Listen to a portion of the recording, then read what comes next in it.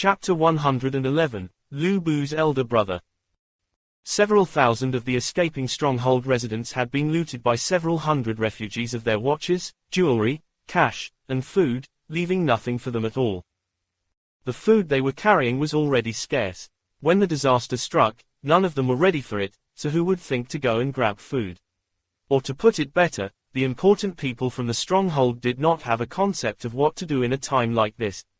That was because the majority of them had never had to suffer from hunger before. So even those who did take some food with them had only grabbed a few snacks at most. Of course, there were also some people who didn't get robbed. For example, those who were standing in the radius of 5 meters around Ren Xiaosu were spared from the looting. It was just that the refugee aggressors did not dare to hang around Ren Xiaosu for a second longer. They were all afraid that if they stood near him for a few seconds, Ren Xiaosu would spot something that he liked on them. Ren Xiaosu was checking out the new watches they received with Wang Fugui and the others, unaware of the looks the people around were giving him. Especially that female teacher standing behind him. The look on her face while gazing at him could only be described as complicated. The escaping stronghold residents around Ren Xiaosu could all see that the refugees were afraid of this young man. They were terrified of him. Actually, Ren Xiaosu did not kill people indiscriminately back in town. He had only killed those people because he was forced to do so. But somehow, the refugees always had an instinctive fear whenever they faced Ren Xiaosu. This world was destined to work in a food web. The fearful were afraid of the vicious, while the viscous were afraid of those who murdered in cold blood. After the group of refugees were done with the body searches and looting, they went back to report to Wang Yiheng. Someone whispered some words into his ear, causing Wang Yiheng to turn to look in Ren Xiaosu's direction. Right at this moment, Ren Xiaosu had a feeling that someone was looking at him. So he turned around and locked eyes with Wang Yiheng. However, there was a placid look in Ren Xiaosu's eyes. It was as though he had no fear at all. Wang Yiheng had a sullen expression while he remained silent. After a long while, he suddenly said to the refugee beside him, "Ignore Ren Xiaosu for now. If he tries anything else funny, we can always teach him a lesson." When Ren Xiaosu saw Wang Yiheng's gaze turning elsewhere, he sneered. Wang Yiheng was just someone who picked on the weak. Although he didn't have any dealings with Wang Yiheng before, their town wasn't that large, and there were only so many factory managers around. As such, he had heard of him. Wang Fugui said softly, "This Wang Yiheng has a godmother who resides in the stronghold, and it was because of her that he got the position of manager at the sand factory." Ren Xiaosu nodded. Just ignore him. Because of Wang Yiheng's ransack of the stronghold residents, it delayed the entire group's escape attempt. Right now, everyone was weary and thought they might as well sit down and rest. In just a short while, numerous people were lying all over the ground. It was way too tiring, so tiring that everyone unknowingly dozed off. Ren Xiaosu instructed, "You'll go and get some rest first. I'll keep watch for the first half of the night. Lu Yuan, old Wang, you guys take the second half." Yan Luyuan and he couldn't both be asleep at the same time. This was because he and Yan Luyuan were the only ones who had a gun on them in the group, so one of them would have to remain in an alert at all times. Within the group, Wang Fugui, Xiaoyu, and Wang Delong all had no reason to harm him. First of all, Ren Xiaosu had not revealed to them the gold he had stored away in his palace. Second, none of them could make it to Stronghold 109 alive without Ren Xiaosu's help. In this chaotic mob, the 5 of them had formed a small unit. No one else would be allowed into the group, nor would Ren Xiaosu trust any other person.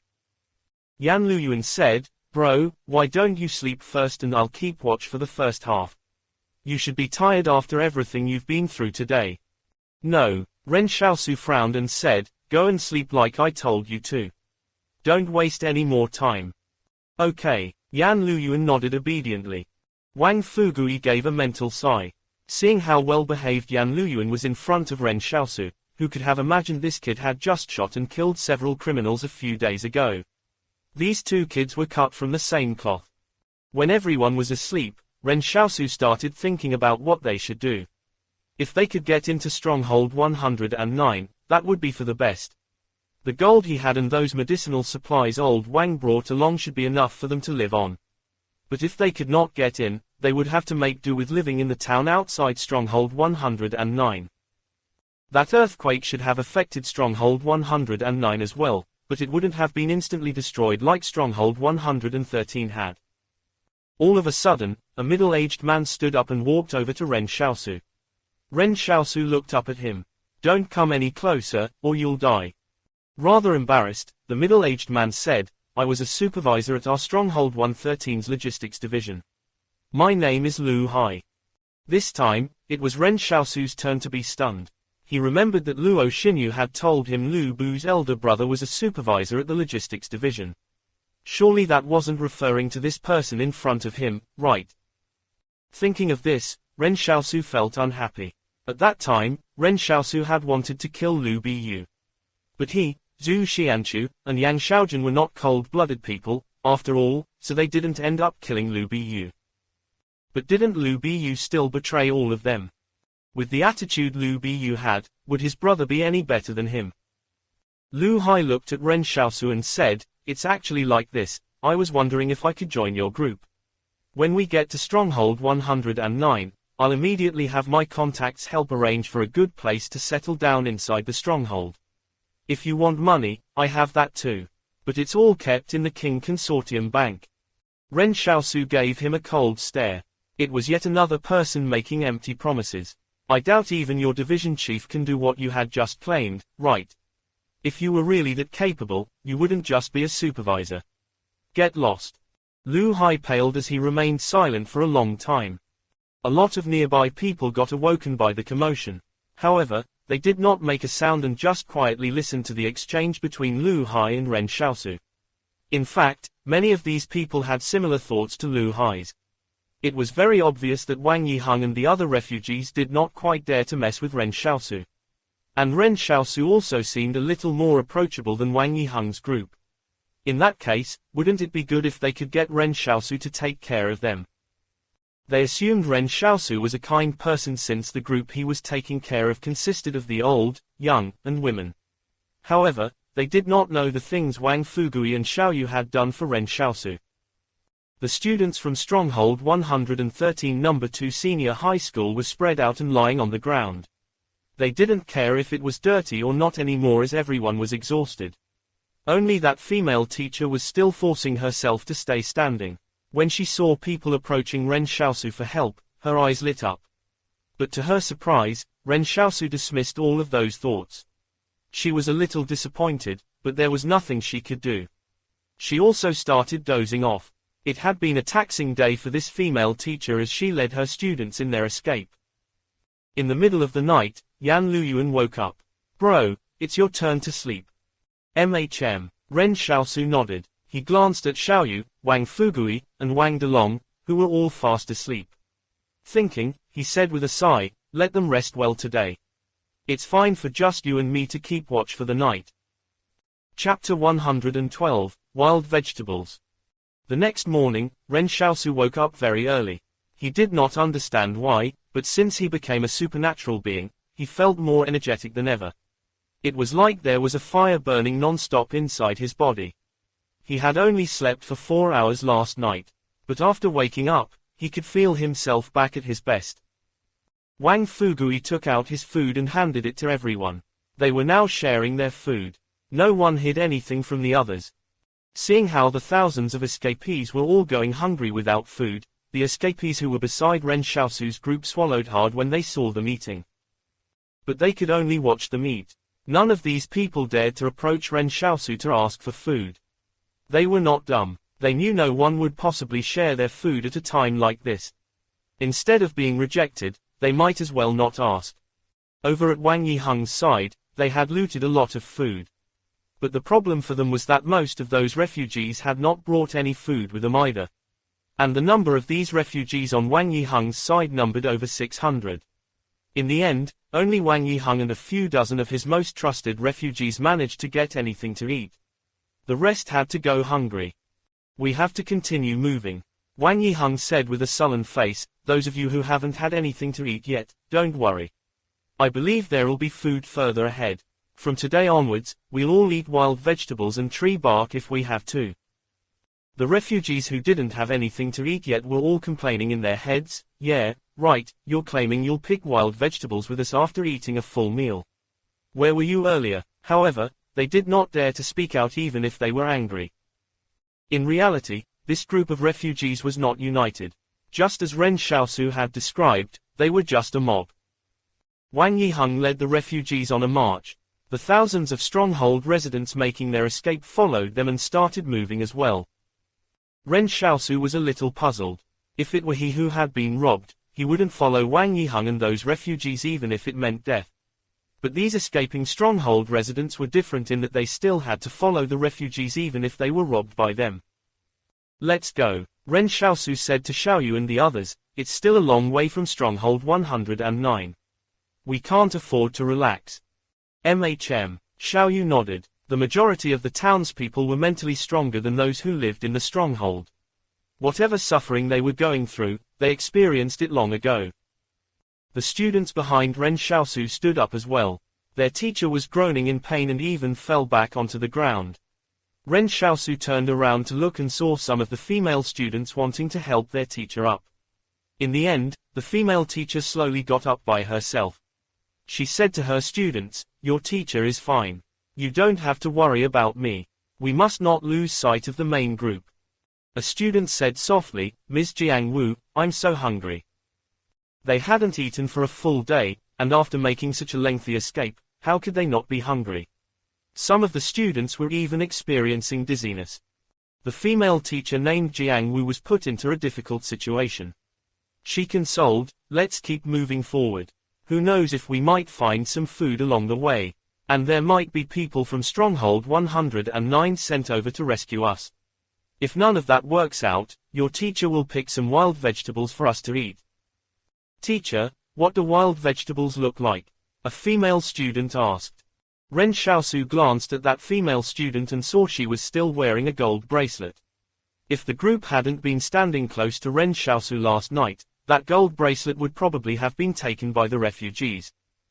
These children had grown up in a world under the protection of the consortium all their lives. They did not even get the slightest whiff of the difficult environment the people living outside the stronghold had to go through, so of course they wouldn't know what wild vegetables looked like. But this question stumped Jiang Wu as well. She had only heard the people around them saying they could pick wild vegetables to eat, but she did not have the know-how to identify what wild vegetables were.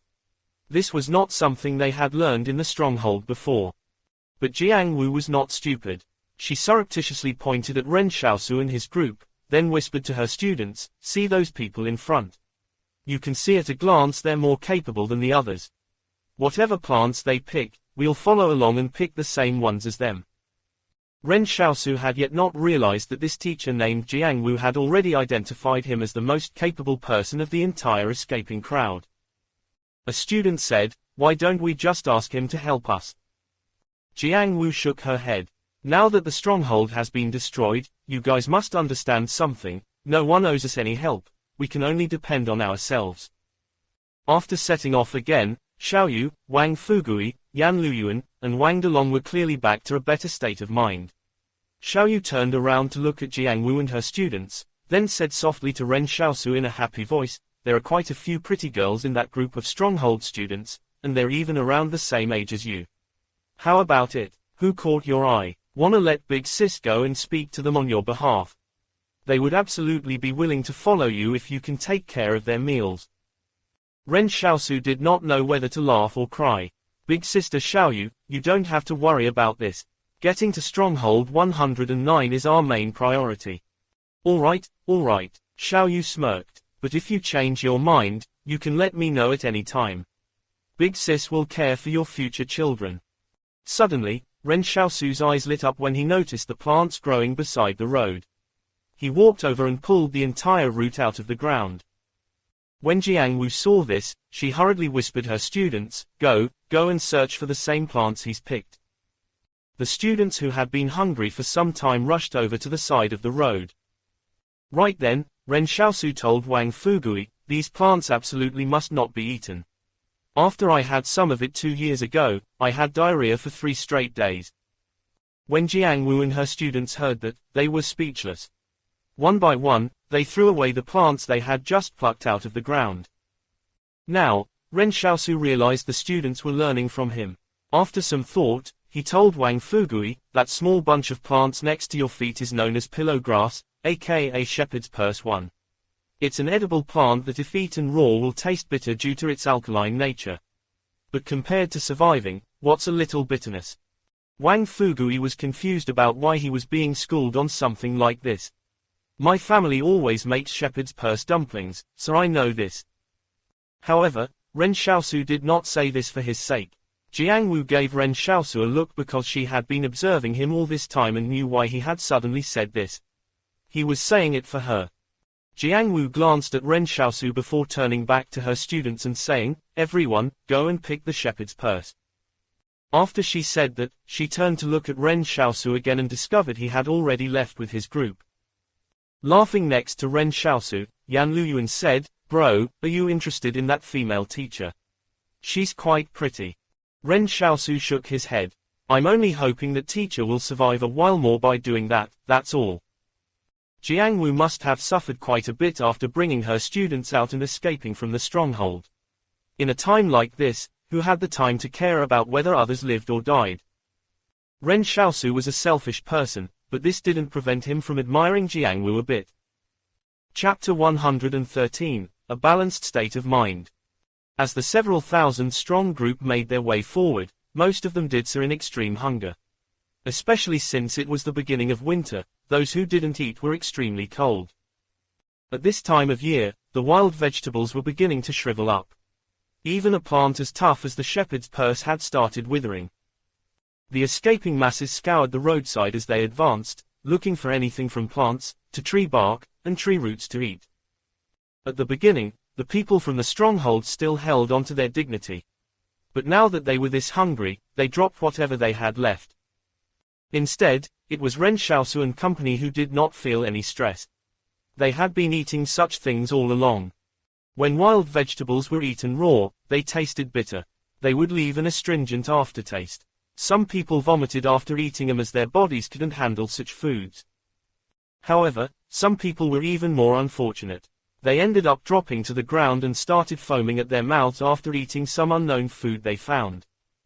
No one cared about these people who had fallen to the ground. Everyone walked by them indifferently and continued advancing, as though they were a group of soulless bodies. Only Ren Xiaosu stopped in his tracks.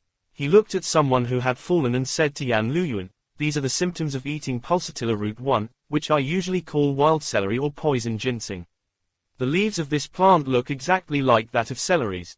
If it mistakenly gets eaten, the person will show signs of nausea, vomiting, cold hands and feet, and paralysis of the limbs. In serious cases, it can even cause death." Jiangwu, who was following quietly, took note of what he said. Afterwards, she warned her students not to pick any plants with leaves that looked like celeries. The students said in bewilderment, "But what do celery leaves look like?" These students used to live in the stronghold, so it was only natural that their parents took care of all their basic needs. So who could have possibly learned what celery leaves looked like? After the several thousand escapees passed by, the path they took looked as though it had been swarmed by locusts. All of a sudden, Ren Xiaosu saw an off-road vehicle ahead of them. Wasn't that Luo Lan's vehicle? Why was it left there all by itself? Everyone went over to have a look and was astonished to see that the vehicle frame was broken beyond repair. The dirt road in this wilderness was extremely bumpy, so even if an off-road vehicle was well suited for such conditions, it still couldn't hold up to the abuse. Perhaps not even Luo Lan could have expected that he would get into an accident. As a result, they had to abandon the vehicle. A crowd of escapees were frantically opening the vehicle doors to search for anything inside that could be eaten, but they were all disappointed as the inside of the vehicle was cleaned out. Even the seat's leather had been stripped off. Not only that, some of the easier-to-carry parts were stripped off as well. Ren Xiaosu concluded that those parts must have been taken away to use as spares in case the other vehicles malfunctioned. As for this vehicle, it was totaled. Ren Xiaosu wondered if Luo Lan was trying his hardest to hurry to Stronghold 109.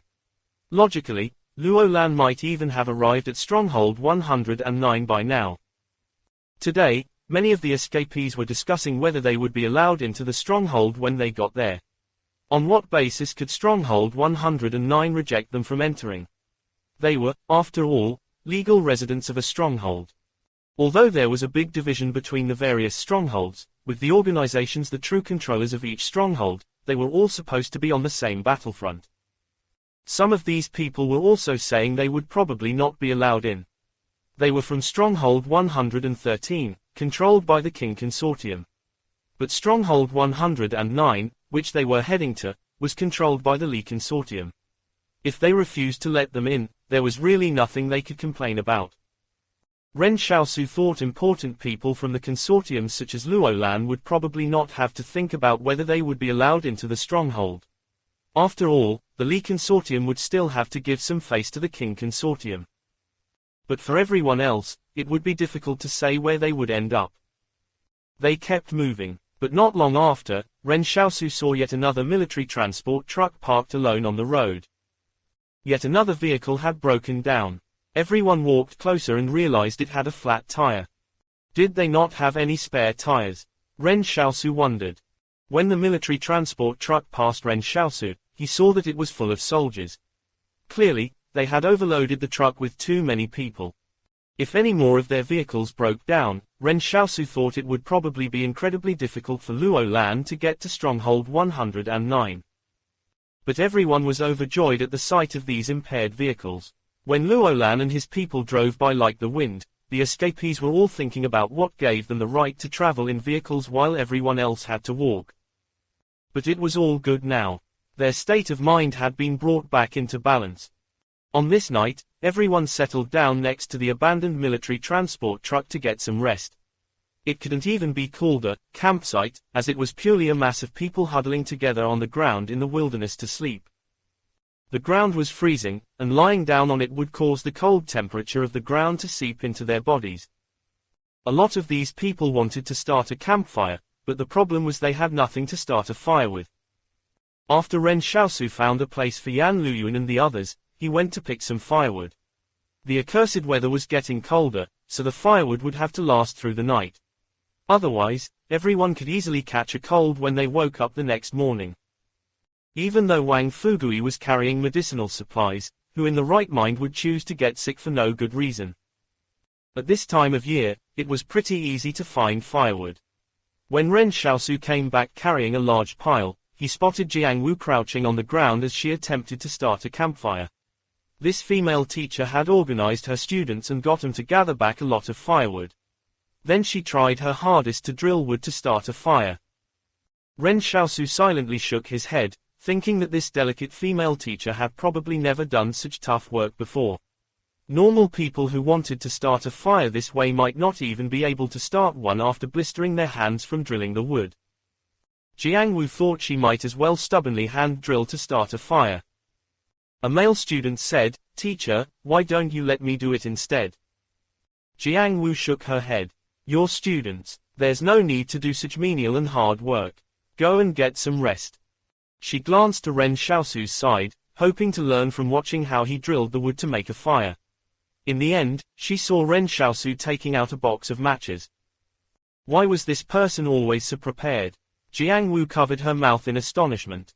All of them were clearly fellow escapees, but why did she feel that Ren Xiaosu's group had it so much easier than the others? When Ren Xiaosu got the fire started, it added a warm color to the darkness of the campsite. The previously cold moonlight was also given a touch of warmth. Of course, it wasn't only Ren Xiaosu who had managed to start a fire in the campsite. Some smokers had also brought along matches, but when a few women went over to them to ask to borrow their fire, presumptuous requests were made of them. How long had it been since they'd escaped from the disaster? So who would possibly give themselves up just to start a campfire? Jiang Wu hesitated for a long while before walking over to Ren Xiaosu's area. Xiaoyu and the others were chatting when she saw Jiang Wu stop to look at her. Jiang Wu asked discreetly, "Can I borrow your fire? I can offer you firewood in exchange." "Sure," Xiaoyu said with a smile. "There's no need to give us any firewood. We have enough." "Thank you," Jiang Wu said rather excitedly, "thank you so much." She ran back to her area and carried some firewood over. Then she used Ren Xiaosu's campfire to light it. The students were all watching like an eager flock of fledglings waiting to be fed. Chapter 114, The Great Sage Equal to Heaven. When Jiangwu started their campfire, all of the students gathered around for warmth. Their bodies had gotten so cold their fingers and toes were freezing. All of a sudden, two middle-aged men stood up and walked over to Ren Xiaosu's group. But before they could get near them, Xiaoyu had already given them a cold "no" in response. The two middle-aged men resentfully returned to where they came from, wondering why there was such a great difference in their attitude towards men and women. Big Sister Xiaoyu is quite assertive, Yan Luyuan said with a smile. He mimicked Big Sister Xiaoyu's tone and said coldly, "No. What do you know?" Xiaoyu smiled and rolled her eyes at him. That teacher named Jiangwu seems rather nice and is a good person. The two men had the cheek to wait for a woman to set an example for them before they came forward to ask for help. They're such failures as men. Besides, Jiangwu had been trying for so long to start a fire by hand drilling wood. She only came to borrow our fire when she was left with no choice. As for the others, they only know to receive the fruits of our labor and don't even want to put in any effort for their survival. When Xiaoyu said this, she purposely raised her voice. The group of men around her were incredibly embarrassed. Then she smiled at Ren Xiaosu and said, "I only dared to speak louder because you're around. So, what do you think of that girl?" Ren Xiaosu was mystified. "What the hell are you talking about? Stop playing dumb." Xiaoyu giggled. "Although she looks a little older than you, a mature wife ensures a joyful life. As long as she's a good person, that's good enough." All right, Big Sister Xiaoyu." Ren Xiaosu did not know whether to laugh or cry. "Just eat already." Currently, Jiangwu was sitting around the campfire with her students. She comforted them, "Everyone, sleep tight tonight. I have a hairpin you guys can use to burst the blisters on your feet before you sleep." All of the students fell silent. A female student lowered her head and said, "Thank you, teacher. Actually, you don't have to do all these things for us. We're no longer at school." "What are you saying?" Jiangwu interrupted. "I'm your teacher, so I have to safely lead you guys to the stronghold." "Teacher, I miss home. I miss my parents so much, I wonder where they are now." The students began crying as they continued. It wasn't until this moment that the grief from the disaster was finally let out. When someone starts crying, the people around them also start crying. It's contagious. The people who had escaped from the stronghold were all crying, and everyone could not help but feel sad. They had really lost everything. Only Ren Xiaosu and company were sitting among the crowd of crying people with dumbfounded looks on their faces. "Bro, should we be crying too?" Yan Luyuan asked meekly as he looked around him. "It's alright, we don't have to cry," Ren Xiaosu said in a speechless manner. Suddenly, footsteps and some voices came from the way that they had come from. They heard someone over there shout, "Look, there's the glow of fire. There must be survivors." Ren Xiaosu turned around and was surprised to see a young man running towards them with several dozen people. The young man shouted excitedly, "See, what did I tell y'all? I said I would bring all of you to the others, didn't I?" Ren Xiaosu was a little puzzled. This group of people must also have escaped from the stronghold, right? Why had they only just caught up? When the young man came to the larger group, someone asked, "Did you guys escape from the stronghold as well? I remember that those behind us had been prevented from escaping by those strange bugs, right?" A person answered, "It was all thanks to Chen Woody. He was the one who helped open a path so we could escape." "Oh yeah, he's a supernatural being." The young man whose name was Chen Woody said happily, "That was something I should do. The great sage equal to heaven shall subdue all demons and monsters to protect the people." Ren Xiaosu thought to himself, "What the hell?" He took a better look and felt Chen Woody's attire looked a little strange. There were some words written on the chest area of the blue and white striped clothing he was wearing, Stronghold 113 No. 3 Psychiatric Hospital. What? This person is a mental patient. Ren Xiaosu had heard of the title, Great Sage Equal to Heaven, before. There used to be a set of books at the school called Journey to the West that students could borrow. There was also a bar that operated before alcohol was prohibited. The storyteller in the bar loved telling stories of Zhao Zilong of the Three Kingdoms, who charged through Cao Cao's army 7 times at the Battle of Changban 1, and also of the Great Sage Equal to Heaven, Sun Wukong, who wreaked havoc in the Heavenly Palace. Zhang Jinglan had said they were part of the 4 great classical novels and were treasures of mankind. There were also 2 novels named Dream of the Red Chamber and Water Margin. But the storyteller had never once narrated Dream of the Red Chamber. Someone once asked the storyteller why he never narrated Dream of the Red Chamber. The storyteller smiled and said it was because he didn't find it exciting enough to tell the story. Some years back, Ren Xiaosu liked to bring Yan Luyuan along to listen to the stories. But when alcohol became prohibited, life became more difficult as well. As they did not know where the storyteller had gone, they could not listen to the stories anymore. At this moment, someone whispered to a person standing beside Chen Wudi, "Did he escape from the asylum? Isn't he one of those people the King Consortium captured some time ago?" The man beside Chen Wudi whispered, "I'm afraid that it might be the case. He's a supernatural being who can materialize a staff in his hand. In fact, he's really powerful too. But he keeps insisting that he is the reincarnation of the great sage. We don't know whether that is true or not." Honestly, they would have regarded Chen Wudi as just a patient with a paranoia if he wasn't a supernatural being. But it was different now, as some people, in the days, actually started to believe a little of what Chen Wudi was saying.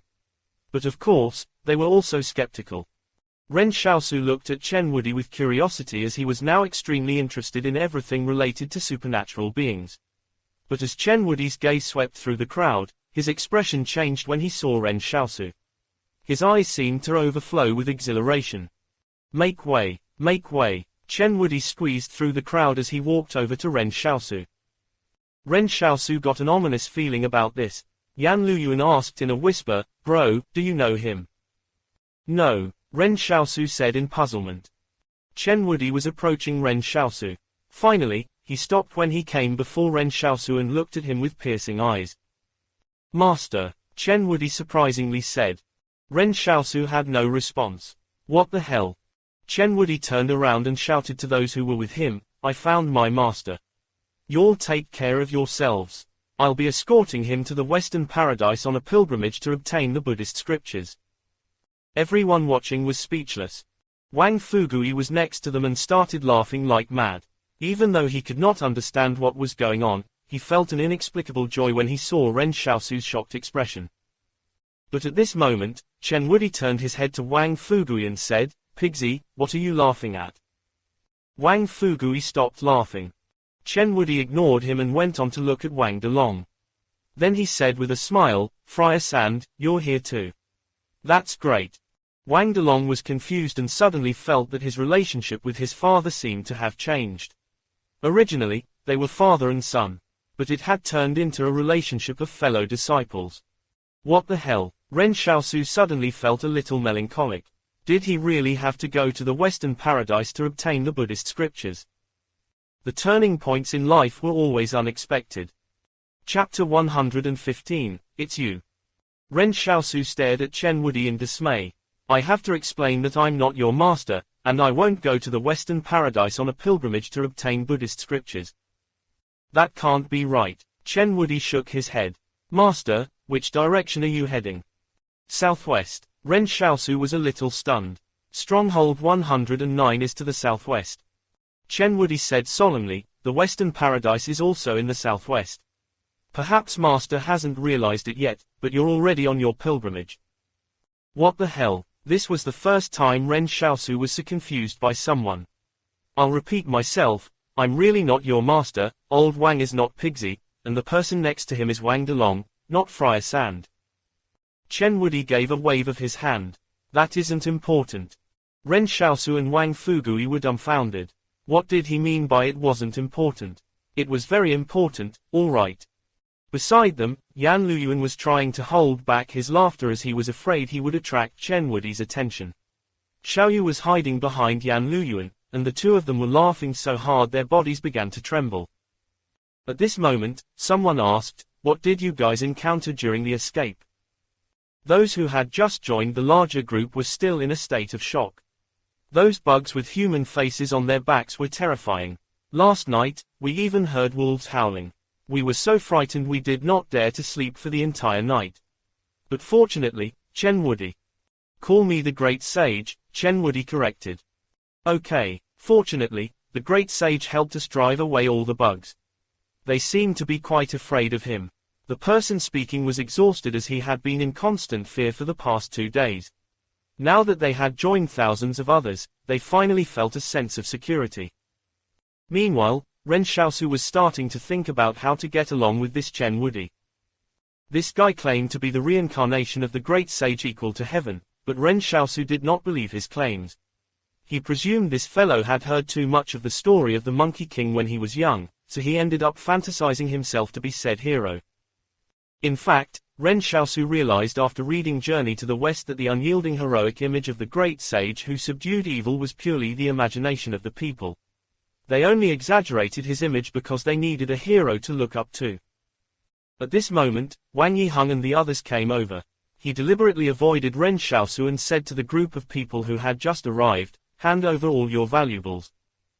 He still had his eyes on Ren Xiaosu as he spoke. Wang Yiheng's strategy was very simple. First, I won't provoke you and your people. But when I'm bullying the others, you had better not interfere either. We're both wielding guns, so mind your own business. However, he was stunned when his gaze fell on Ren Xiaosu's side where he saw Chen Wudi materializing a black and gold metal staff out of thin air. Ren Xiaosu was also shocked. The metal staff had a gold band on each end, with the middle section being black. Isn't this the golden hooped rod from Journey to the West? When Wang Yiheng turned his head to Chen Wudi, he saw Chen Wudi pointing the golden hooped rod at him and saying, "It's you, Xiaozuanfeng 1." Quote. Wang Yiheng was confused. Who the hell is Xiaozuanfeng? Wang Yiheng thought that even if this guy had a mental illness, surely he should be called the Black Mountain Old Demon, Yellow-Robed Monster or something of that level, right? By calling me Xiaozuanfeng, aren't you looking down on me a little too much? But before Wang Yiheng could react, he saw Chen Wudi swinging the staff at him. Chen Wudi roared, "You're not allowed to bully the folks here." Ren Xiaosu had Yan Luyuan and the others take a few steps back. He was afraid someone would accidentally get injured by the battle. Wang Yiheng still possessed a gun. When Wang Yiheng saw the golden hooped rod being swung at him, he reflexively backed off and drew his gun in a hurry.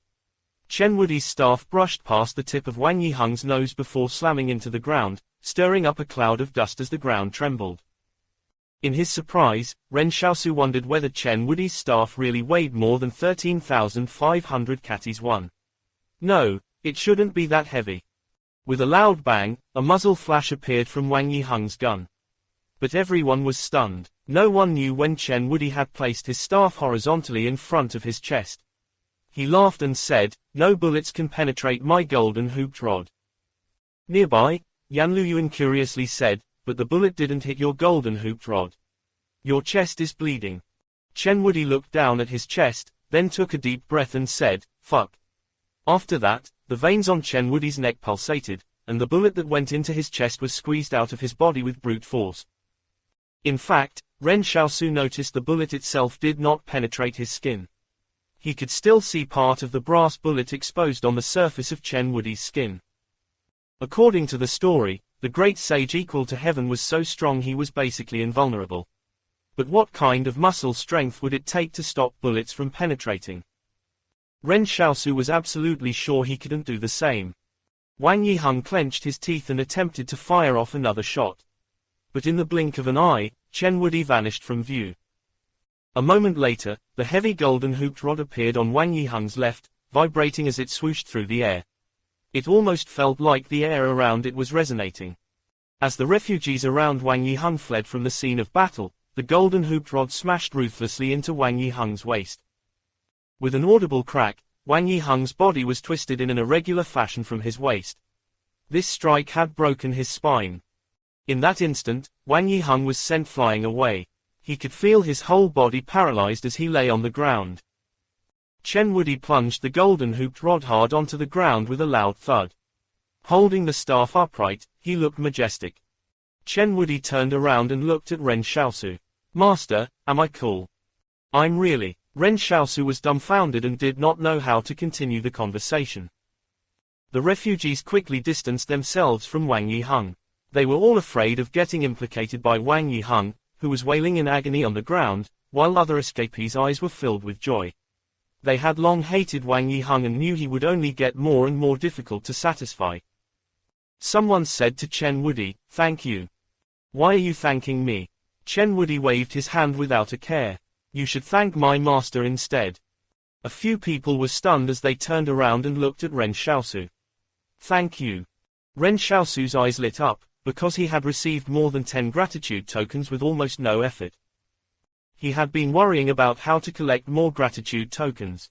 He did not expect Chen Wudi would help him get so many of them without him needing to do anything. Yan Luyuan looked at Ren Xiaosu. He wanted to ask him what they should do next. However, he saw Ren Xiaosu walking eagerly towards Chen Wudi. "Disciple, does your injury still hurt? Master has an excellent medicine here that can treat wounds." Yan Luyuan was confused. Wang Fugui was confused. Everyone watching was confused. Did they really have to head to the Western paradise to obtain the Buddhist scriptures? Chapter 116, 72 Transformations. Just a moment ago, Ren Xiaosu was still trying his best to deny that he was Chen Wudi's so-called master. But now the two were putting on a show of how deep their teacher-disciple relationship was. Yan Luyuan, Wang Fugui, and the others stared blankly at Ren Xiaosu as he took out a vial. Wang Fugui gasped as Ren Xiaosu had always treated this medicine like a treasure. Back then, Ren Xiaosu was not even willing to make it cheaper for him no matter how much he tried to persuade him. But now, Ren Xiaosu was willing to take it out and give it to Chen Wudi for free. Was this still Ren Xiaosu? However, only Ren Xiaosu understood how a delusional person who liked subduing demons and monsters to uphold justice like Chen Wudi could end up becoming a divine weapon for him to gain heaps of gratitude tokens. In fact, the thought of purely making use of Chen Wudi also crossed Ren Xiaosu's mind. But when he saw Chen Wudi's sincere gaze, he felt a little touched. He sighed and turned to look at Wang Fugui. Before Wang Fugui could react from his shock, he heard Ren Xiaosu say to him, "Pigsy, give some food to your senior apprentice brother." Wang Fugui was dumbfounded. Had he gone crazy? Wang Fugui felt as though the entire world had gone crazy. Although he had such thoughts, Wang Fugui still took out some cornbread and handed it to Chen Wudi. "Thank you, master." Chen Wudi took the cornbread and stuffed it into his mouth. He was famished. Gratitude received from Chen Wudi, +1.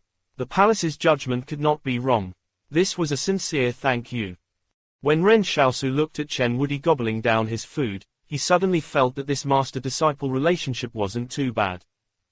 Chen Wudi looked up and said, "Master, I'm still hungry." Ren Xiaosu thought that not only could this disciple fight well, he was quite an eater too. He thought for a moment and said, "Disciple, do you know what begging for alms is?" "Yes." Chen Wudi nodded. "I'll point out a few people for you. Go up to them and ask them to spare you some vegetarian food." Ren Xiaosu then pointed out several refugees to Chen Wudi. They all used to be Wang Yiheng's trusted aides at the sand plant. Ren Xiaosu knew they must have hidden some of the food they had robbed from the escapees. "Okay, master." Chen Wudi carried the golden hooped rod and went to look for those refugees. The refugees nearly pissed their pants. Even now, Wang Yiheng was wailing in agony on the ground. "You call this begging for alms? Even though everyone was committing robbery all the same, what makes ours a robbery, and yours begging for alms?" They glanced at Wang Yiheng and decided to take out whatever food they had on them. When Chen Wudi returned to Ren Xiaosu, he was holding a lot of food, such as chocolates and crackers. Chen Wudi looked at Ren Xiaosu as though he wanted to claim credit for it. "Master, these are for you." Ren Xiaosu shook his head and said, "Since you're the one who earned it, you should save it for yourself to eat." Honestly, Ren Xiaosu could not bear to eat any of Chen Wudi's food. He did not feel any pressure when he strong-armed the other refugees into giving him something.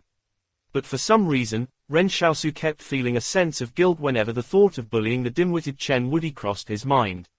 Perhaps this was also one of Chen Wudi's talents. Beside them, the girls from Stronghold 113 No. 2 Senior High School admired Chen Wudi. He looked rather handsome and even upheld justice for them. Other than his asylum clothes that looked rather unsightly, he looked quite suitable as a hero. The girls stole glances at Chen Wudi. They were also at an age where they were starting to understand love. In this chaotic environment, people who could give them some sense of security would immediately give them a good impression. Only Jiang Wu's gaze was still on Ren Xiaosu. She suddenly felt that Ren Xiaosu might not be a good person, but he was also definitely not a bad person. After the events blew over, everyone returned to normal. They urgently needed some rest as they still had to continue on their way tomorrow. Ren Xiaosu found it a little odd. Those refugees had also robbed many things from the stronghold's residents. Previously, it could be said that everyone had not dared to resist only because Wang Yiheng had a gun on him. That was understandable, but right now, Wang Yiheng, who was the backbone of the refugees, was dead, and the gun had fallen into Wang Fugi's hands. Logically, the stronghold's residents should be taking revenge and snatching back the belongings at this time. Unfortunately, Ren Xiaosu realized these people were still afraid of clashing with the refugees. Initially, Ren Xiaosu's group consisted of 5 people surrounding the campfire. But now it had turned into 6 people. Chen Wudi ate his food noisily. It looked like he had really been starving for the past 2 days. Ren Xiaosu suddenly asked, I heard that the great sage can perform 72 transformations and can use his hair to create a bunch of monkeys. Since you're the great sage, do you know how to do that? No, Chen Wudi admitted his failings. He said, perhaps it's because I've reincarnated recently. I haven't awakened my other skills yet. Have you tried it before? Ren Xiaosu was curious. Yes, but it didn't work, Chen Wudi answered honestly. Ren Xiaosu glanced at Chen Wudi's head and noticed a small bald patch behind his right ear. It looked like he really had tried it before. For some reason, Ren Xiaosu started to get the feeling that everyone's superpowers were somehow related to their willpower. For example, it was still a mystery as to what the value of his mental fortitude was. For example, the combat strength of Zhu Xianchu's shadow clone was directly correlated to his mental strength. But it was even more obvious for Chen Wudi. He had fantasized about being the Monkey King, and as a result, he materialized the golden hooped rod. Moreover, his physical fitness was also approaching a state that surpassed humans. Ren Xiaosu wondered whether there were even more patients with delusions who had become supernatural beings like Chen Wudi. Wouldn't those patients with schizophrenia be miserable then? They might end up killing themselves soon after becoming a supernatural being due to their own paranoia. Of course, Ren Xiaosu felt this was quite unrealistic. Not all the mentally ill would have strong mental strength. While he was pondering this, some female escapees walked over to Jiangwu and asked, "Can you let us light a fire with your fire?" Ren Xiaosu turned to look and saw that several women of different ages had approached Jiangwu. They probably felt that being a female teacher, she would be easier to talk to about borrowing the fire as ignition than approaching Ren Xiaosu. Perhaps, they were worried Ren Xiaosu might make some indecent requests of them. Ren Xiaosu was not happy about this. What do you take me for? Am I such a desperate person? And woman, you're already in your 50s, alright. What's with that wary look in your eyes while looking at me?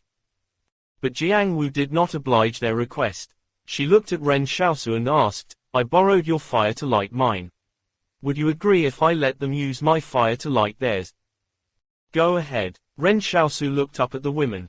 He was not so petty as to scorn them. However, Jiangwu's reaction surprised him. As the women repeatedly thanked Ren Xiaosu, they lit the firewood they were carrying and returned back to their spot. From this, Ren Xiaosu reaped yet another 3 gratitude tokens.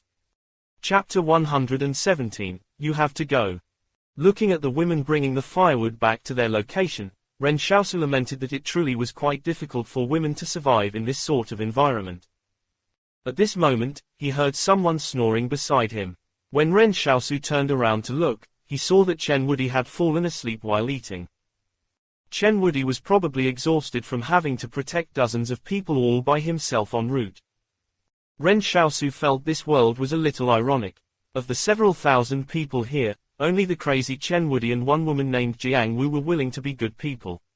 As for those who felt they were smart and capable, they only had the thought of saving themselves. Even Ren Xiaosu was no exception. But Ren Xiaosu was not ashamed of that. He had never thought of being a good person. Bro, why don't you sleep for a while? Yan Luyuan looked at Ren Xiaosu as he added more firewood to the campfire. Uncle Fugui and I will keep watch for the first half of the night. Yeah, I also have a gun now. Wang Fugui smiled. He kept the gun close to him as though it gave him a sense of security while holding it. Ren Xiaosu gave it some thought and said, "All right then, I'll get some sleep first. Lu Yuan, teach old Wang how to use the gun." Wang Yiheng, who had been struck in the waist by Chen Wudi, had died. Not only was his spine broken, his vital organs had also sustained various degrees of damage. With such injuries, no one could survive. When Ren Xiaosu woke up in the middle of the night, he saw Chen Wudi staring at him with a piercing gaze. No one knew when he had woken up. Yan Luyuan and Wang Fugui had not slept yet as they were responsible for keeping watch during the night. Wang Fugui was holding his gun and guarding against outside threats while Yan Luyuan guarded against Chen Wudi. Although everyone knew that firearms would not be effective against Chen Wudi, they still had to keep the guards up around him. To Ren Xiaosu and the others, no matter how much sincerity Chen Wudi had shown them, everyone had just gotten to know him. Who knew if he was just good at acting? Of course, even if they felt that Chen Wudi had other reasons for approaching Ren Xiaosu, it did not seem like he had any motive for doing so either. Right now, the King Consortium was probably the most interested in Ren Xiaosu. No, strictly speaking, the King Consortium was more interested in Zhu Xianchu. So Chen Wudi was probably not sent by the King Consortium. "Master, you're finally awake," Chen Wudi said. Ren Xiaosu asked, "You've only slept for a while. Aren't you sleepy?" "Not at all." Chen Wudi shook his head and said, "Ever since I realized that I'm the reincarnation of the great sage equal to heaven, I'm fine with just 3 to 4 hours of sleep per night. It's as good as sleeping for an entire night like I used to." "All right then." Ren Xiaosu nodded. It was about the same for him. Now, he could just sleep 3 to 4 hours every day and it would be sufficient rest for him. "Lu Yuan, old Wang, both of you can go and sleep now. I'll take over." "Master, why don't you sleep for a little while more?" Chen Wudi said, "I'll keep watch for you." "You don't have to." Ren Xiaosu shook his head. "How old are you?" "Several thousand years old." Chen Wudi wasn't too sure of it himself. "After all, I don't know how long I lived in the past. I'm talking about this current life." Ren Xiaosu snapped. He realized he actually had to phrase his words carefully when communicating with Chen Wudi. "Oh, I'm 22, Chen Wudi said. As Ren Xiaosu felt it was rather strange that someone who was 5 years older than him had suddenly become his disciple, he asked, "Were you arrested and brought to the asylum by the private army?" When Zhang Baogan got arrested, Wang Fugui received news that 3 arrested supernatural beings had been sent to the newly established psychiatric hospital by the private army on that same night. They even transported a lot of medical devices to the hospital at the time. "No," Chen Wudi shook his head and said, "I was already in an asylum a few years ago. I told them that I was the great sage equal to heaven, but they didn't believe me. Some time ago, they transferred me to a new hospital for some reason. They even drew my blood and did some tests on me." "Then do you know Zhang Baogan?" Ren Xiaosu was curious. "The one who blows bubbles." Chen Wudi's eyes lit up. "Yes, he was in the ward next to mine. There was also another patient, but I don't know where he went." From those words, Ren Xiaosu confirmed that Chen Wudi was really from the psychiatric hospital and had been in there with Zhang Baogan at the same time. He had thought Zhang Baogan and the others who had been arrested would get dissected after they got sent into the stronghold. However, they only had their blood drawn. No, according to Chen Wudi, there were originally 3 supernatural beings locked together, but one of them went missing. The one who went missing probably died, right? "What plans do you have?" Ren Xiaosu asked. "I'll accompany Master to obtain the Buddhist scriptures from the Western Paradise," Chen Wudi answered matter-of-factly. Ren Xiaosu felt uncomfortable and upset whenever he heard this. He thought for a while and said, "What if I'm not seeking the scriptures?" Chen Wudi was stumped. If they were not going to the Western Paradise on a pilgrimage to obtain the Buddhist scriptures, what else could he do? For the past few years, he had been thinking every day about looking for his master so they could go to the Western Paradise on a pilgrimage to obtain the Buddhist scriptures. Along the way, he would subdue demons and monsters and bring justice to the innocent. However, his master was saying he didn't want to go to the Western Paradise. Chen Wudi considered it for a long time before saying, "No, you have to go." Ren Xiaosu was speechless. "What do you mean by I have to go? I first have to know where the Western Paradise is, right? It's not like Zhang Jinggalan talked about this before." Ren Xiaosu suddenly asked, "Do you know where the Western Paradise is?" Chen Wudi was stunned once again. Nope. Well, this would be easy to handle. In reality, Ren Xiaosu had realized Chen Wudi had not read the original text of Journey to the West. He only knew about it from hearsay, so it led to him having a heroic dream like this. Those who had read the original text knew that Sun Wukong's image was not that great. Hence, Chen Wudi would not know where the Western Paradise was and probably did not even know what could be found there. He could only remember that the great sage equal to heaven was a very powerful hero and that he must escort his master to obtain the Buddhist scriptures in the Western Paradise. Even if his master did not wish to do so, he had to escort him. Ren Xiaosu thought that it was better that Chen Wudi did not know what Sun Wukong was like in the novel. Sometimes the world needed a hero like him. Even Ren Xiaosu preferred the storyteller's version more. In that version, Sun Wukong treaded on rainbow clouds, wore golden armor, and was an unrivaled god. Ren Xiaosu looked around and saw several thousand people sleeping on the ground with only a few campfires burning. The sky was shrouded in darkness, and the early winter wind got even colder. After the escapees experienced massive setbacks and went on a distant and arduous journey for 2 days, they still had to endure their hunger. They were feeble to the point of collapsing. When the cold wind blew tonight, a lot of these people were likely not going to get up again the next morning. Fever, diarrhea, the flu, and heart and lung failure were all common symptoms for those who suffered from the winter weather. In this wilderness, humans not only faced the hardships of wild animals. There were also prevalent diseases all around them. With so many people fleeing for their lives, it would be impressive if half of them could reach Stronghold 109. The numbers would be fewer if they encountered the experimentals and wolves along the way. In fact, they could be wiped out if that happened. Chapter 118, Epidemic. The next morning, a lot of people were feeling weak all over, and their bodies were aching as they got up from the ground. It was just as Ren Xiaosu had predicted. The effects of being on a long and arduous journey and being affected by the cold weather had emerged. The healthier and stronger people could endure it, but a minority could not stand up to it at all. Ren Xiaosu realized the stronghold's residents did not have developed muscles. At least, they were not like the refugees in town where even a woman like Xiaoyu was slightly stronger than them. At this moment, the difference in the circumstances of those who had a campfire to warm themselves last night and those who didn't could clearly be seen. Even the students led by Jiang Wu appeared to be doing fine. Let's hurry up and leave. Ren Xiaosu got up and looked at the people around them. This area has become ground zero for an epidemic. If we don't leave quickly, we might get infected as well. No one could save those people anymore. Master, there's greater merit in saving a life than building a 7-story pagoda. Chen Wudi said, we can't just leave these people behind. The Western Paradise is just up ahead. Ren Xiaosu said as he walked, I'm going there to obtain the scriptures. You can stay behind if you wish.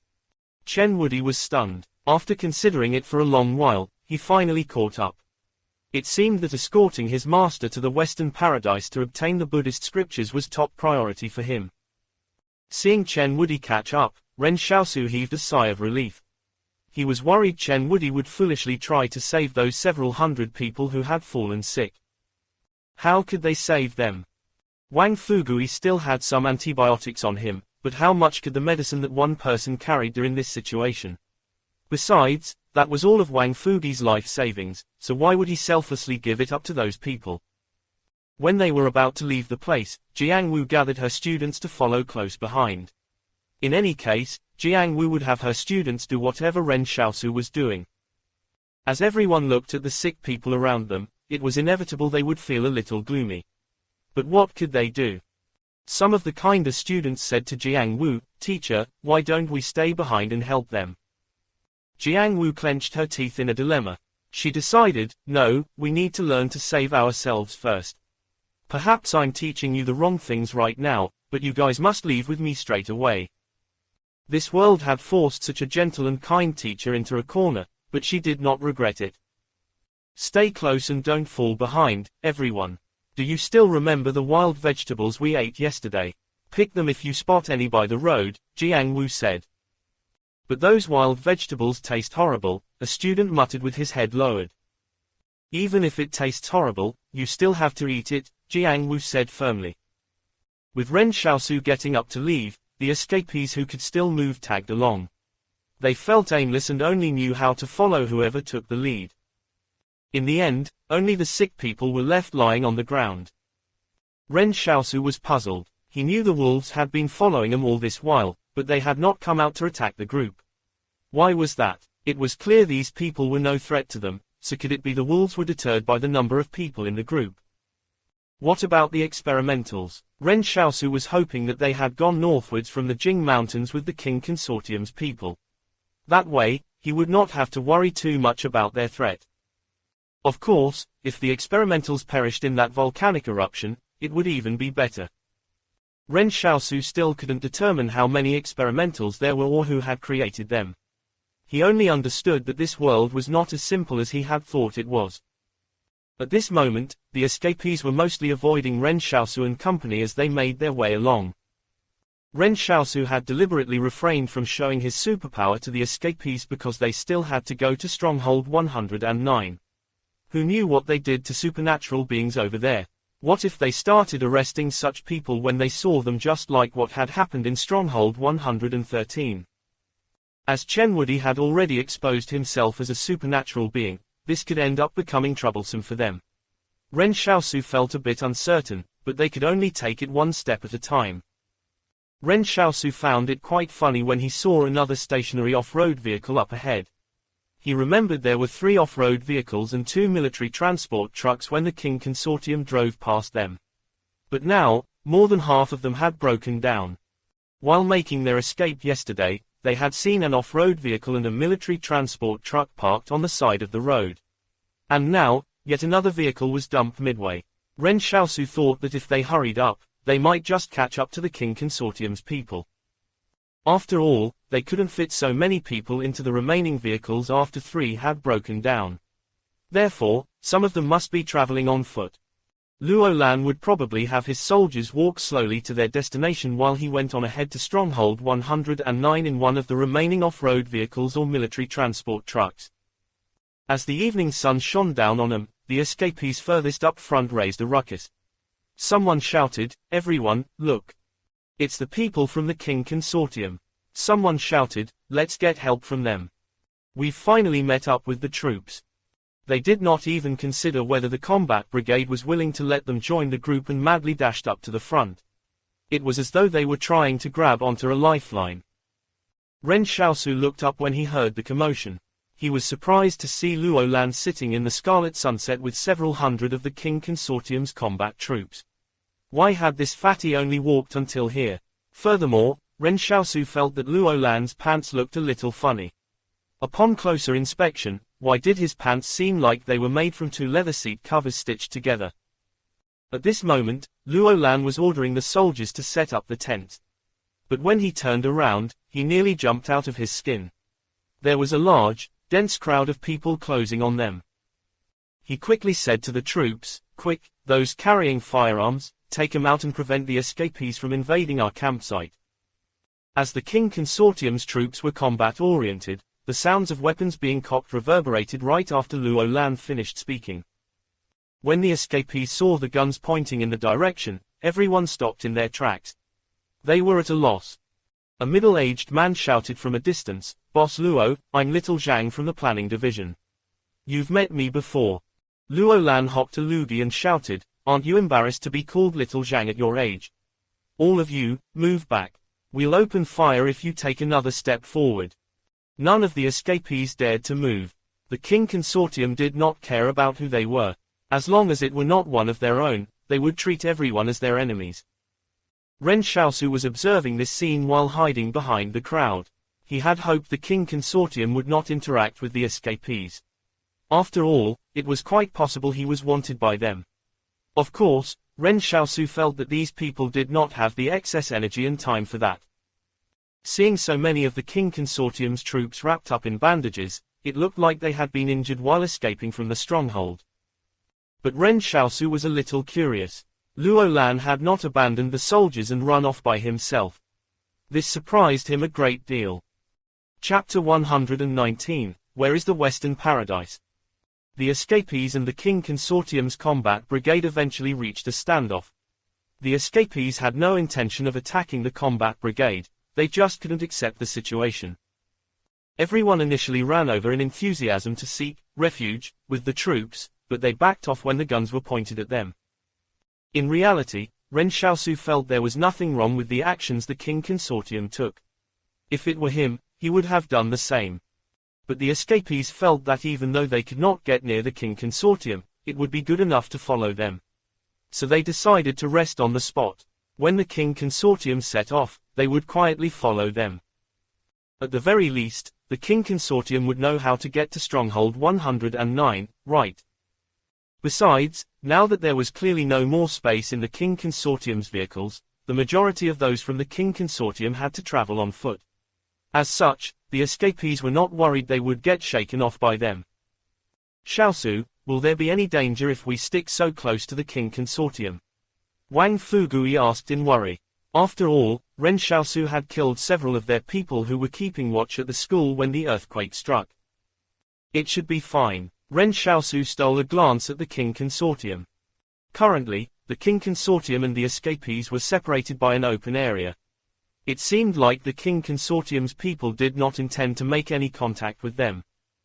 It was better this way since the King Consortium would not know Ren Xiaosu was here. "You can stay here without worries," Ren Xiaosu cautiously reminded them. "If the situation does not seem right, we'll escape into the wilderness. Based on the current situation, it's better to stay with everyone else for the time being. I'm a little worried the wolves will try to pick off vulnerable targets if we get separated from the group." The wolves did not dare to attack a group numbering several thousand people, but it would be hard to say what they'd do if Ren Xiaosu and company dropped out of the group. Actually, Luo Lan was not thinking about capturing Ren Xiaosu at all costs. When King Zhen was about to call him on the satellite phone and issue an arrest on Ren Xiaosu, the volcanic cloud happened to block out the signal. By the time King Zhen reached a spot where there was a signal, Stronghold 113 had already been destroyed. In his haste, Luo Lan did not take his satellite phone with him while making his escape. So they two of them couldn't contact each other. "Sure, whatever you say." Wang Fugui nodded. Ren Xiaosu went to gather for firewood as usual to start a fire and even brought Chen Wudi along with him. It was not that he wanted to order Chen Wudi around, but that he wanted to guard against him in case he really had other motives for joining the group. In the group, only Ren Xiaosu could keep Chen Wudi in check. So it was better to keep him by his side. It was definitely a little tiring to keep guarding against someone, but Ren Xiaosu felt there was nothing wrong with being extra cautious. As they still had a long journey ahead, Ren Xiaosu would accept Chen Wudi if he later proved to have no other motives. On their way to gather firewood, Ren Xiaosu found that the escapees had wisened up. They knew it would be very difficult to get to Stronghold 109 if they did not have a campfire to keep themselves warm. As such, a lot of people went to gather firewood and even shamelessly borrowed other people's fire to start their own. It was quite a spectacular sight seeing several thousand people gathering firewood together. Ren Xiaosu lamented he might have been too late in going out to collect the firewood. He mainly had not expected such a situation to occur. As he was late by a few minutes, Ren Xiaosu could not find any firewood even after walking around for a long time. Beside him, Chen Wudi asked, "Master, didn't you say that the Western Paradise was just ahead of us this morning? Why aren't we there yet even after walking for a day?" Ren Xiaosu was speechless. He thought for a while and said, "The Western Paradise has shifted elsewhere." Chen Wudi said unhappily, "Master, do you think I'm dumb?" Ren Xiaosu gave a mental sigh. Indeed, even a fool would not get deceived by such an answer. "Wudi," Ren Xiaosu earnestly tried to change the subject. "Do you have any other wishes besides accompanying me to obtain the Buddhist scriptures in the Western Paradise?" Ren Xiaosu was thinking of chatting with Chen Wudi for a while longer. After all, loose lips sank ships. As long as Chen Wudi's thoughts were impure, he would reveal something if he spoke enough. But he realized Chen Wudi was behaving awkwardly. "Yeah, I have another wish." "What is it?" Ren Xiaosu asked. "I'm looking for a girl named Zixia." Chen Wudi said in a serious tone, "I have two things that I must complete in this reincarnation of mine. One is to escort Master to obtain the scriptures, and the other is to find Zixia 1. Ren Xiaosu turned to his side and stared blankly at Chen Wudi. Which version of Journey to the West did you read? Even though he carefully recalled all the versions of Journey to the West he had read, he could not remember any woman named Zixia. Suddenly, Jiang Wu came walking over from the opposite direction. She and her students were carrying a lot of firewood in their arms. When Jiang Wu saw Ren Xiaosu, her eyes lit up. You guys don't have to collect any firewood. We've already helped you gather plenty. Strength in numbers, as they said. With Jiang Wu leading 28 students to collect the firewood, it was much faster than if Ren Xiaosu had collected it alone. Not only that, Ren Xiaosu estimated that the firewood they were carrying should be enough for 4 or 5 campfires. Ren Xiaosu did not reject her and nodded.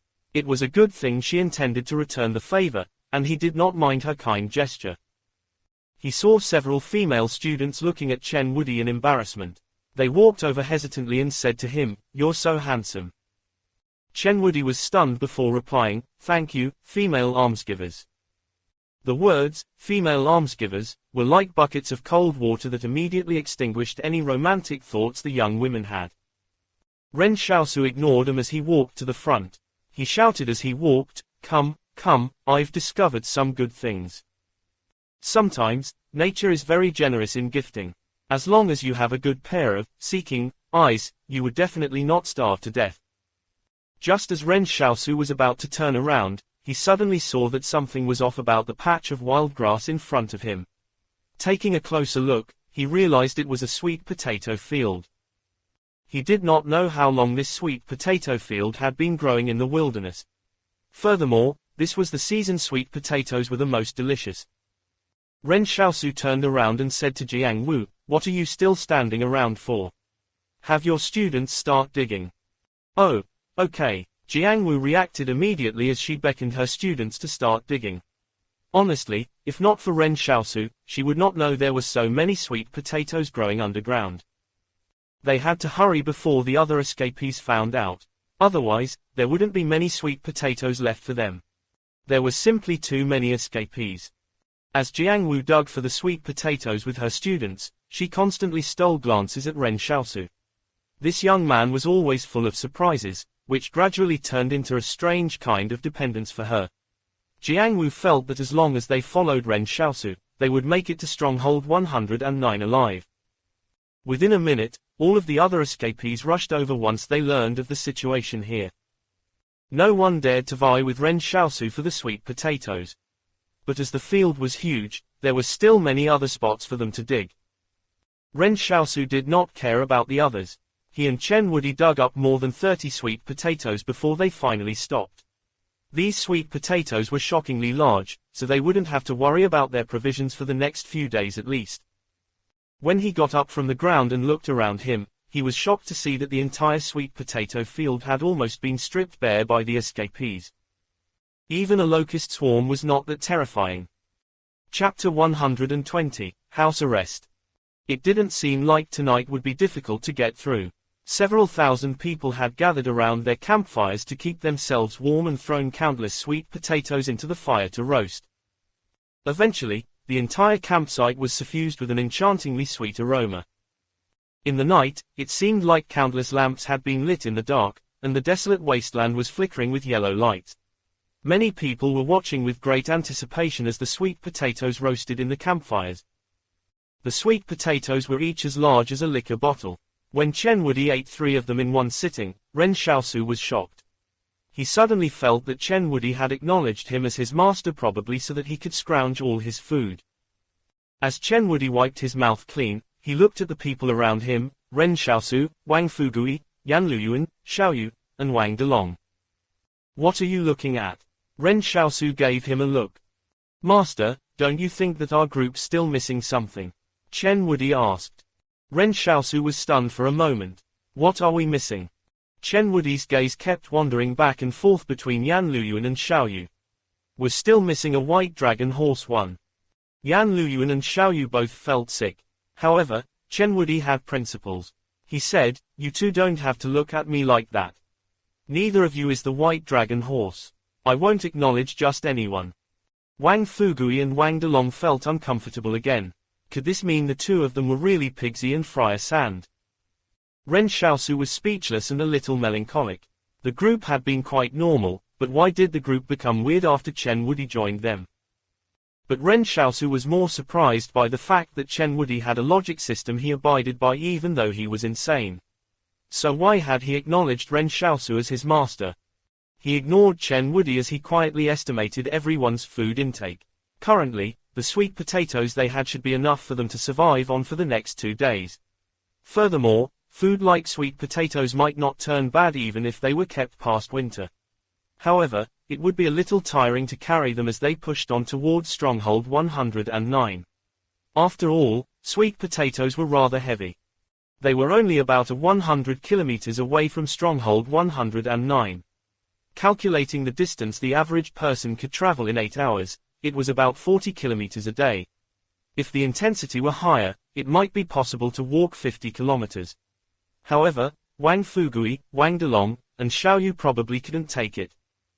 In the afternoon, Xiaoyu took a sewing needle and helped Yan Luyuan pop the newly formed blisters on his feet by pricking them. As Yan Luyuan quietly watched the profile of her face, he felt it was really good to have a sister like her. By this time, the blisters on the escapees' feet had burst and scabbed over and over again. Fleeing as far as they could was not simply a matter of, how many kilometers can they travel in a day? Therefore, Ren Xiaosu estimated it would take at least 3 days for them to get to Stronghold 109. They did not even have to go out to search for food again if they rationed their sweet potatoes properly.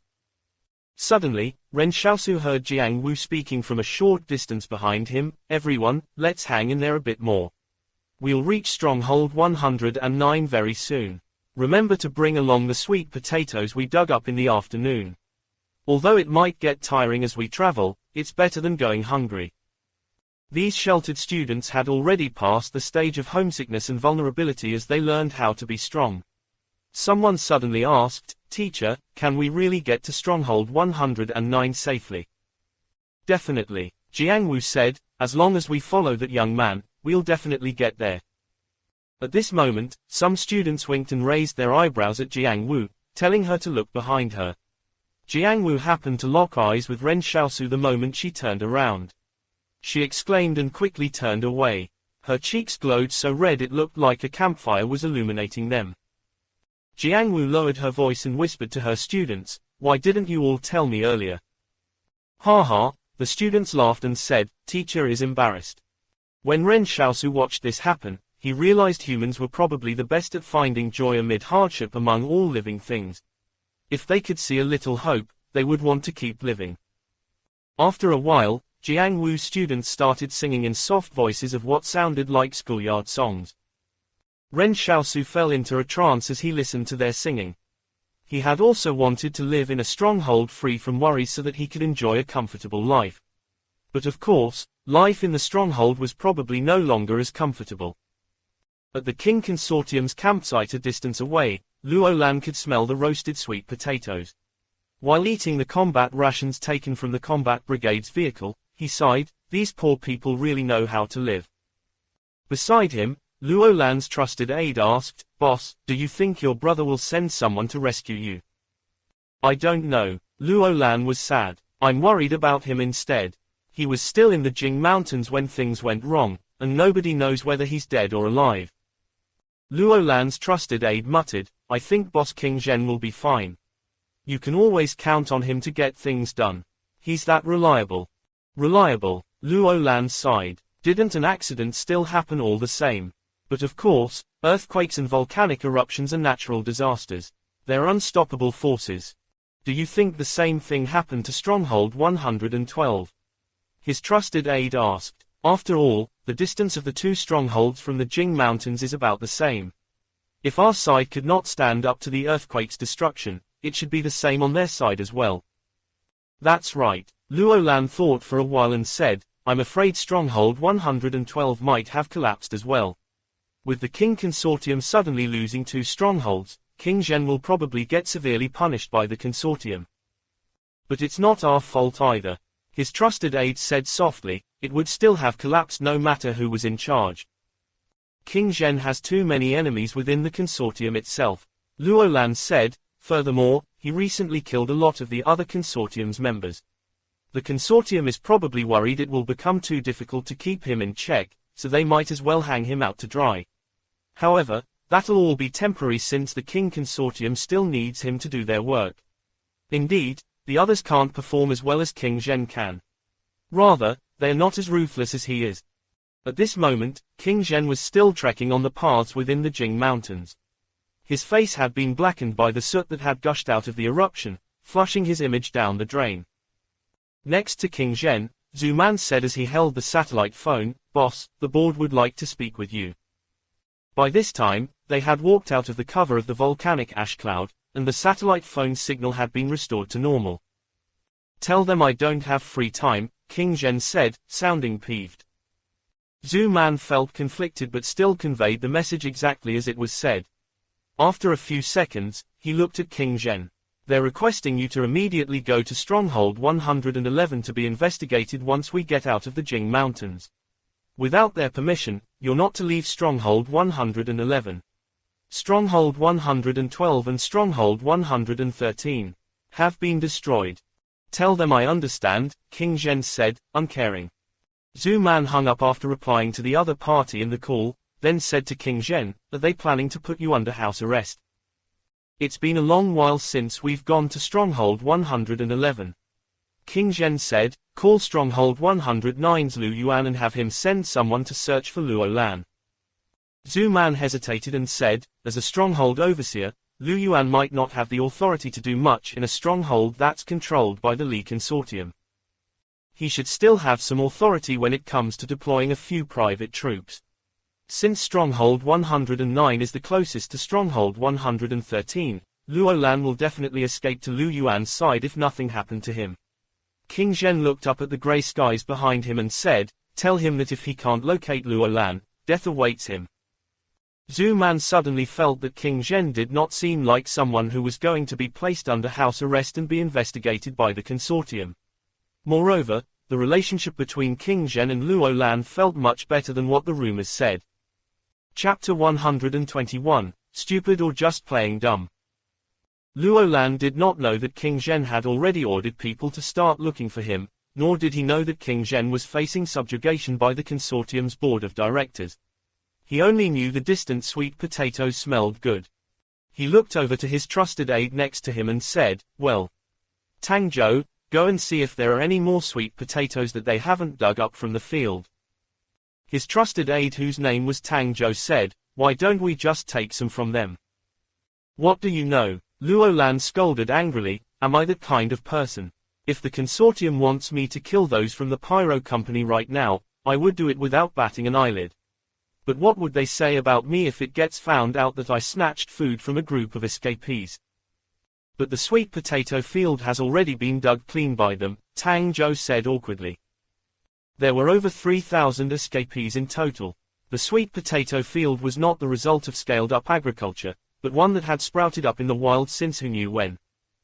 It was not easy for these escapees who had been starving for several days to find something to eat. So they would definitely dig up everything they could find. Even if they could not finish eating the sweet potatoes, they could take them with them on the road. At the least, they would not have to go hungry again for the next few days. Only people who had gone hungry before would understand what it felt like to be starving. Seeing that it was only a few days since their escape, all of the escapees had slimmed down quite a bit. Only Ren Xiaosu and company did not seem like they had changed much in appearance. Luo Lan thought about it for a long time. "Those of you who brought money with you, go and buy some from them." Luo Lan did not have the time to bring anything with him during his escape. Otherwise, he would have put on pants. It was almost the same for the combat brigade soldiers as well. As the earthquake happened too suddenly, nearly all those who had the thought to retrieve their money were buried underneath houses. The soldiers looked at each other as they pulled their money. Finally, they managed to come up with 4,000 yuan that was made up of whatever spare change they usually carried in their pockets. Luo Lan looked at the money with glimmering eyes. "Tang Zhou, take some people over and buy the food. Be careful not to get attacked by them." "Got it." Tang Zhou led a combat platoon with him. The combat platoons that were lucky to survive had been reorganized into new teams. Although the wounded would not have to join the battles, at least 2/3 out of 200 troops could still fight. Luo Lan did not forget to tell them, buy it at 50 times the usual price and don't disgrace the King Consortium. We don't take advantage of others.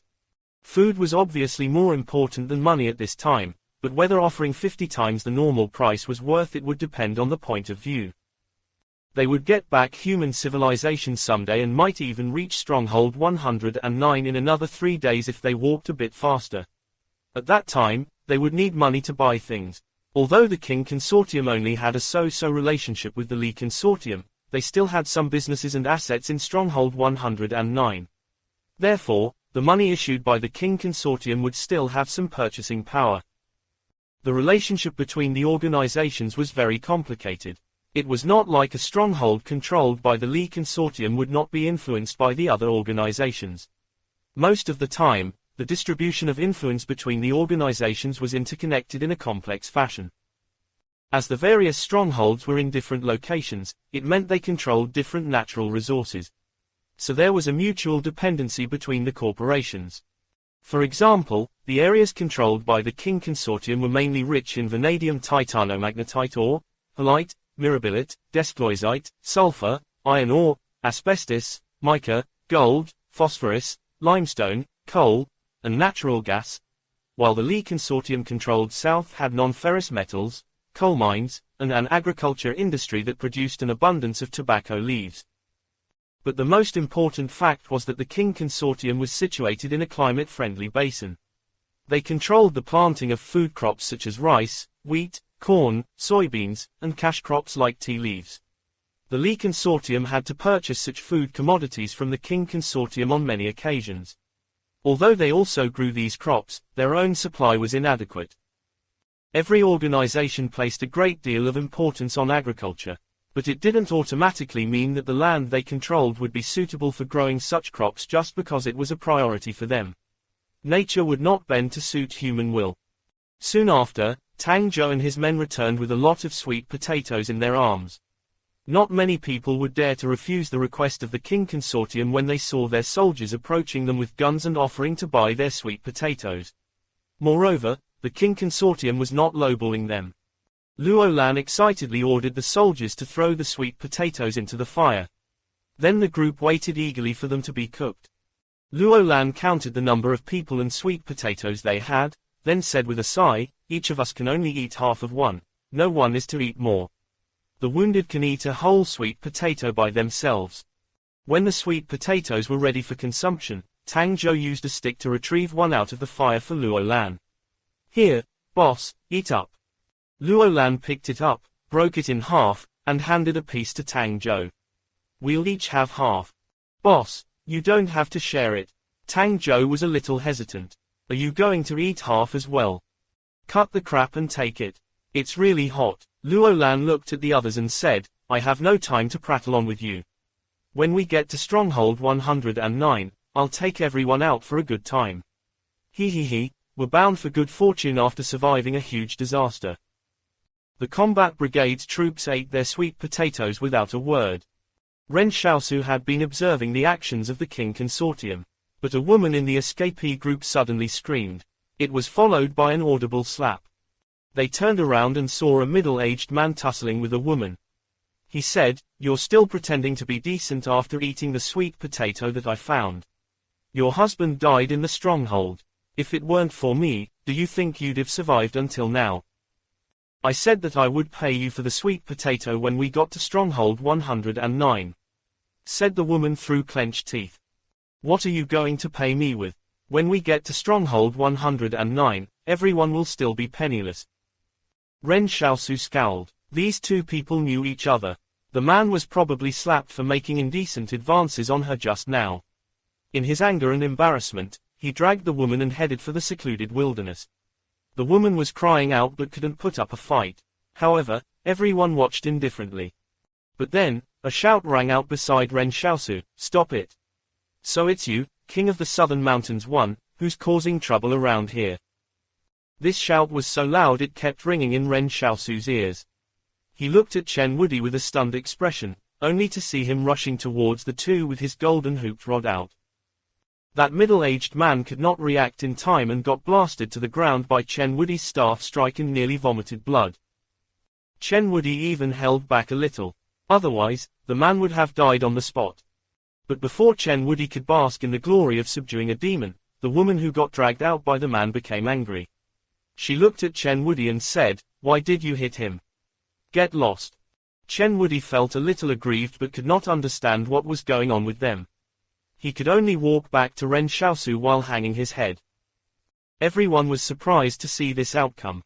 Only Ren Xiaosu, who had read the original text of Journey to the West, felt that something was off.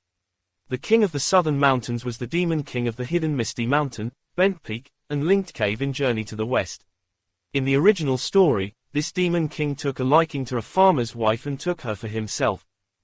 However, Ren Xiaosu felt that something was odd here, because he realized that whenever Chen Wudi was about to hit someone, he would always assign him a demon name, such as Xiaozuanfeng, king of the southern mountains, and so on. When he wasn't going to fight them, the other party would just be a normal human being to him. This seemed to be the logic of a mental patient for affirming their own reasons and stance on a matter. He was the great sage equal to heaven, so he must battle demons. Ren Xiaosu stared blankly at Chen Wudi after he rejoined him. He thought for a moment and teased, "My disciple, what will you do if you start running out of demon names to use when you encounter more and more enemies?" After all, there was only a finite number of demons in Journey to the West. Once he finished battling all of them, there would be no one left for him to fight. Chen Wudi sank deep into thought as though this were a real possibility. But after a while, Chen Wudi decided to bend his principles and said, "It's alright, I can just recycle the demon names." Ren Xiaosu didn't know what to say. Was he stupid or just playing dumb? Didn't he say he would not acknowledge just anyone? Chapter 122. Nightfall. "Master," Chen Wudi said as he sat down next to the campfire and stared at it in a daze, "I defeated the king of the southern mountains, so why did that woman tell me to get lost?" Ren Xiaosu kept quiet. He wanted to tell Chen Wudi that human nature was complicated and some people were just not worth saving. But he was also worried that he would destroy Chen Wudi's innocence. If there really were a great sage in times like these who ended up getting persuaded by Ren Xiaosu to become an ordinary mortal, he wondered if he would have done a good or bad thing. Ren Xiaosu did not know if it would be a good thing or not if he managed to persuade a real great sage to become a normal person in this world. But at this moment, Wang Fugui chuckled next to him. "You're too much of a busybody. You would have saved yourself a lot of trouble if you adopted the mindsets of, none of your business and, none of my business in your life." "What do you mean?" Chen Wudi looked up, stunned. "Look here," Wang Fugui said earnestly, "why do you have to poke your nose into this matter for no good reason? If you don't poke your nose." "It's none of your business," interrupted Chen Wudi. Wang Fugui was speechless. Ha ha ha. Ren Xiaosu, Yan Luyuan, and Xiao Yu were convulsing with laughter. It was great that Chen Wudi had already mastered the use of the phrase, "none of your business."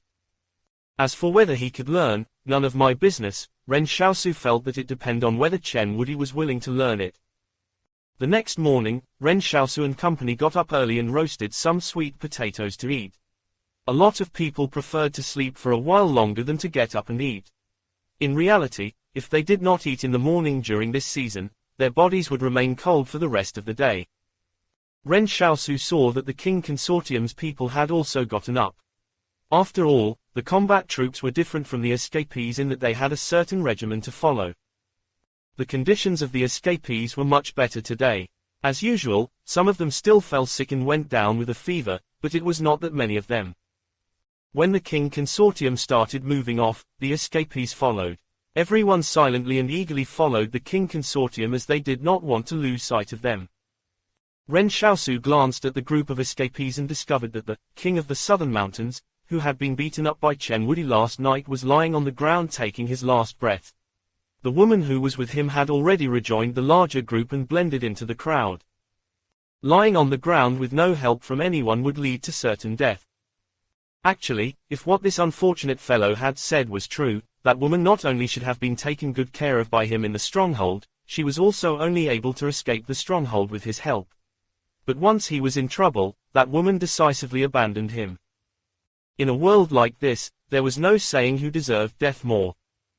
Ren Xiaosu looked over to the King Consortium's people. The remaining two vehicles were now driving very slowly. Those who couldn't fit into the vehicles had to keep up next to them on foot. But Ren Xiaosu was surprised to see Luo Lan walking on foot as well instead of riding in a vehicle. Why, was he working out to get fitter? Then Ren Xiaosu made a careful observation.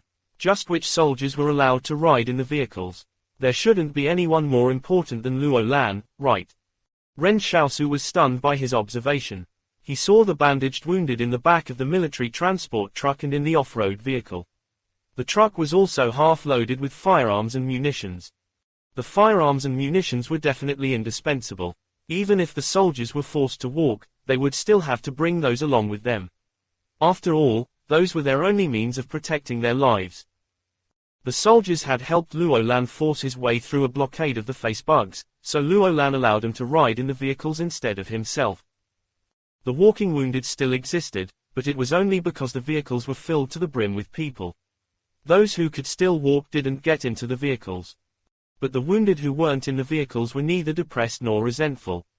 It even seemed to Ren Xiaosu like they were chatting and laughing during the march. Ren Xiaosu had thought Luo Lan would just abandon the wounded and drive straight to Stronghold 109 by himself. But what really happened was a total surprise to him. These two brothers, King Zhen and Luo Lan. It was no wonder that even a supernatural being was willing to die for King Zhen. In reality, Ren Xiaosu did not know the deceased supernatural being was not hired by King Zhen but was originally a soldier within the ranks of King Zhen's combat brigade. After awakening his power, he instantly became King Zhen's bodyguard and remained loyal and devoted to him. That night, Ren Xiaosu felt an inexplicable sense of unease. Even Xiaoyu noticed his perturbation. Xiaoyu asked, "Xiaosu, what's the matter?" "It's nothing." Ren Xiaosu looked at the campfire and shook his head. "I just feel like something's off." But he couldn't figure out what was wrong. It felt like he was back at the extremely dangerous Jing Mountains. The night was pitch black, enveloping them like a prison cell. "Let's go." Ren Xiaosu extinguished their campfire with his feet. "We can't stay here any longer tonight." After much deliberation, he still believed his intuition, because his intuition had saved him on more than one occasion. Zhang Jinglan had once said that scientists from before the cataclysm proved, gut feelings, were real. When Ren Xiaosu stood up and extinguished the campfire, the escapees around them stared at him with puzzled looks on their faces. Jiang Wu reacted the quickest to it. Before the others could figure out what was going on, she was already urging the students to follow suit.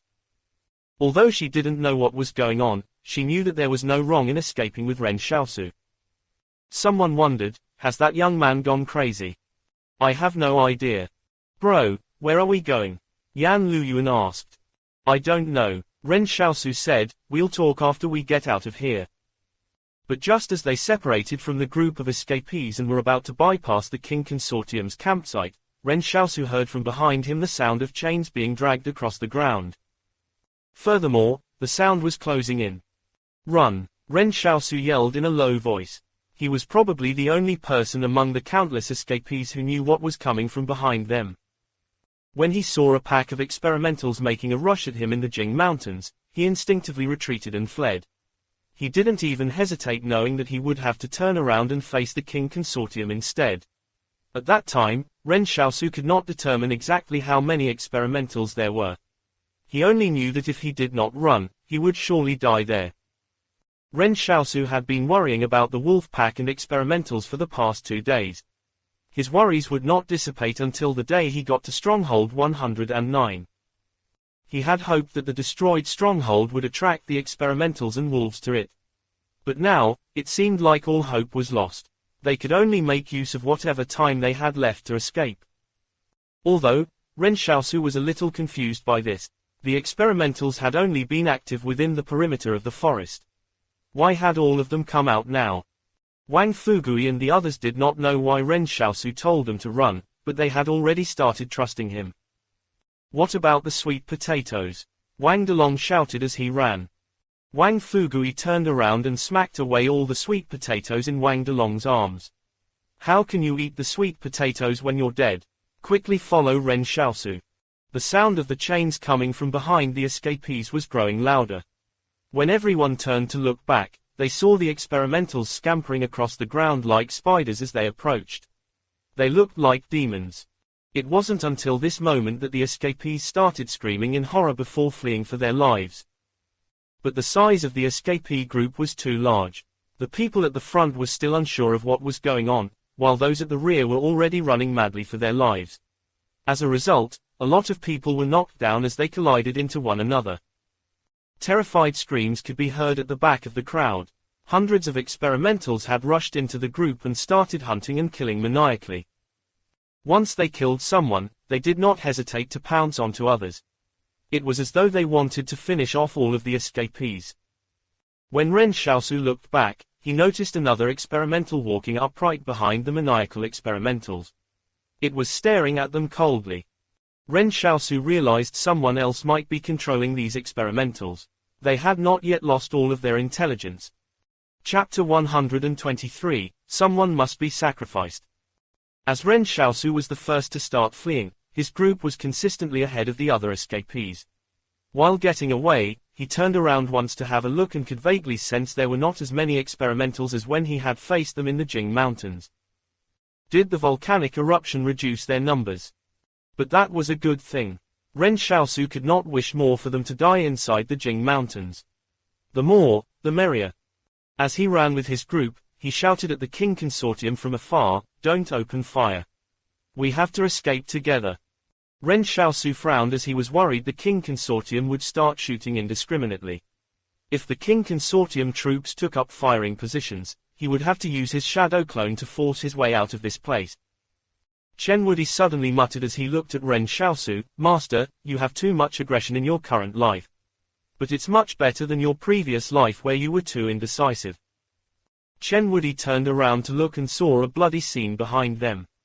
As the experimentals murdered their victims, they did so in an exceedingly brutal manner. Blood was splattering everywhere.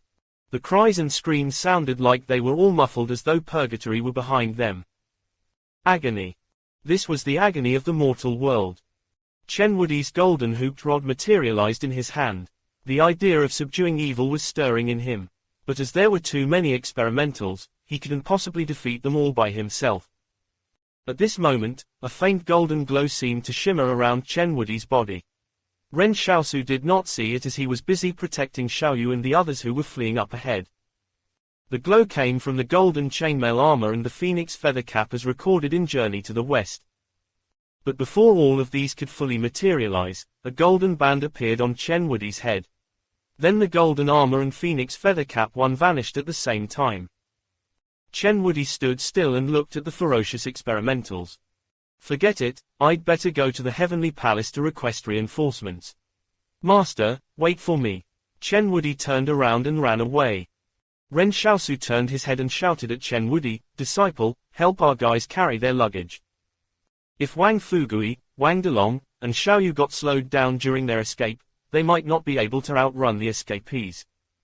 Moreover, Chen Wudi's strength was even greater than Ren Xiaosu's, so it was not going to be a problem for him to carry a few of their luggage bags.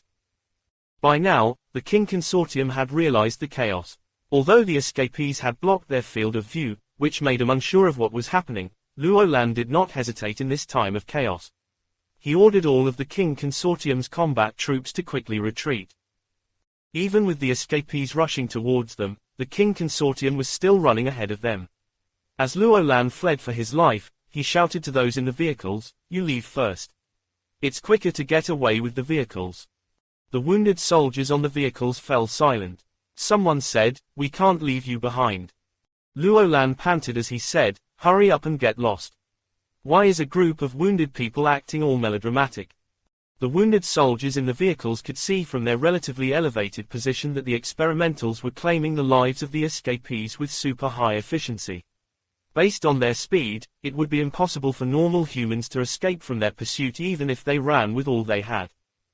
It would have been good if the experimentals were attracted by the humans at the back of the group who could not run fast enough.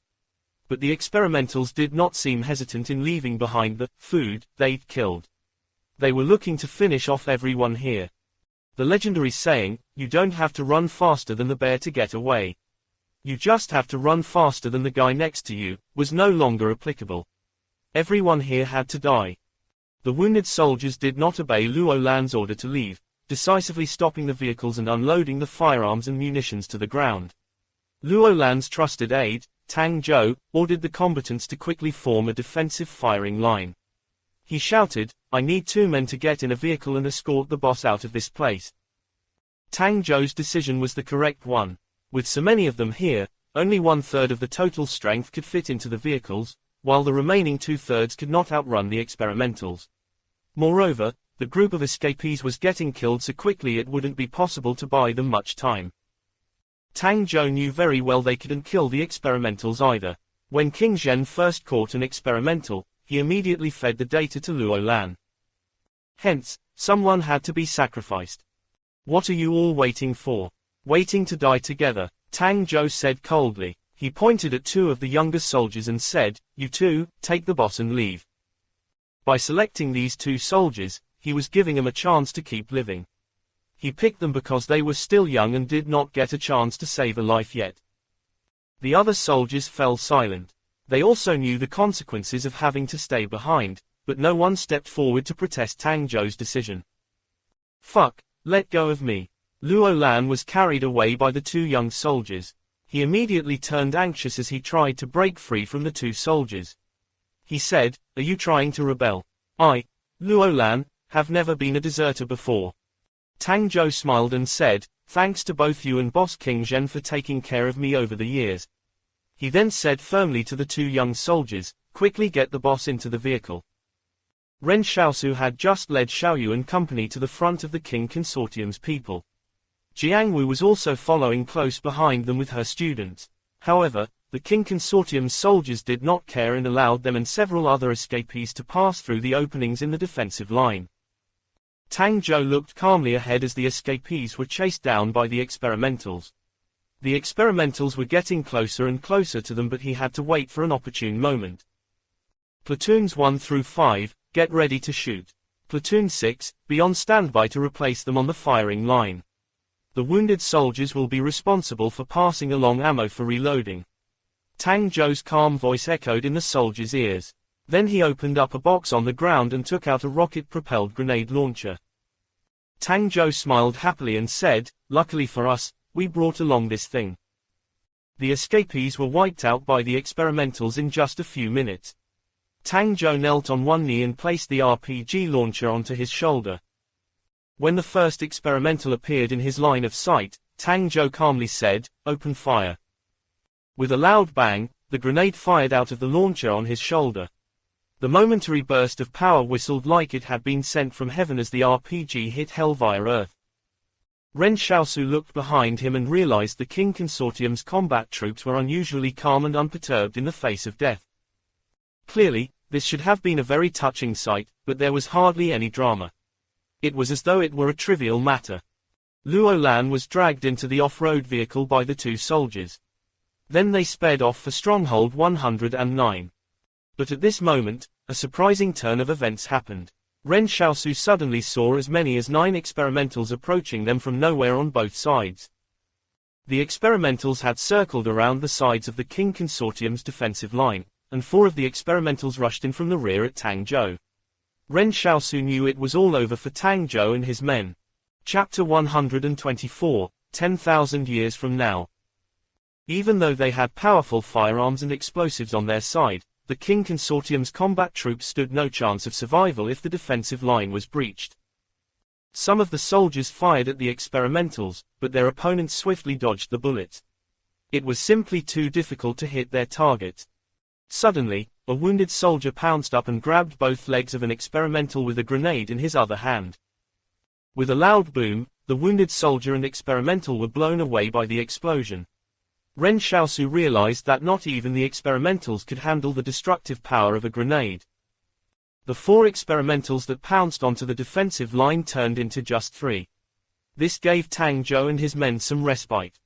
But Ren Xiaosu was most touched by how the wounded soldier still remained calm before his death.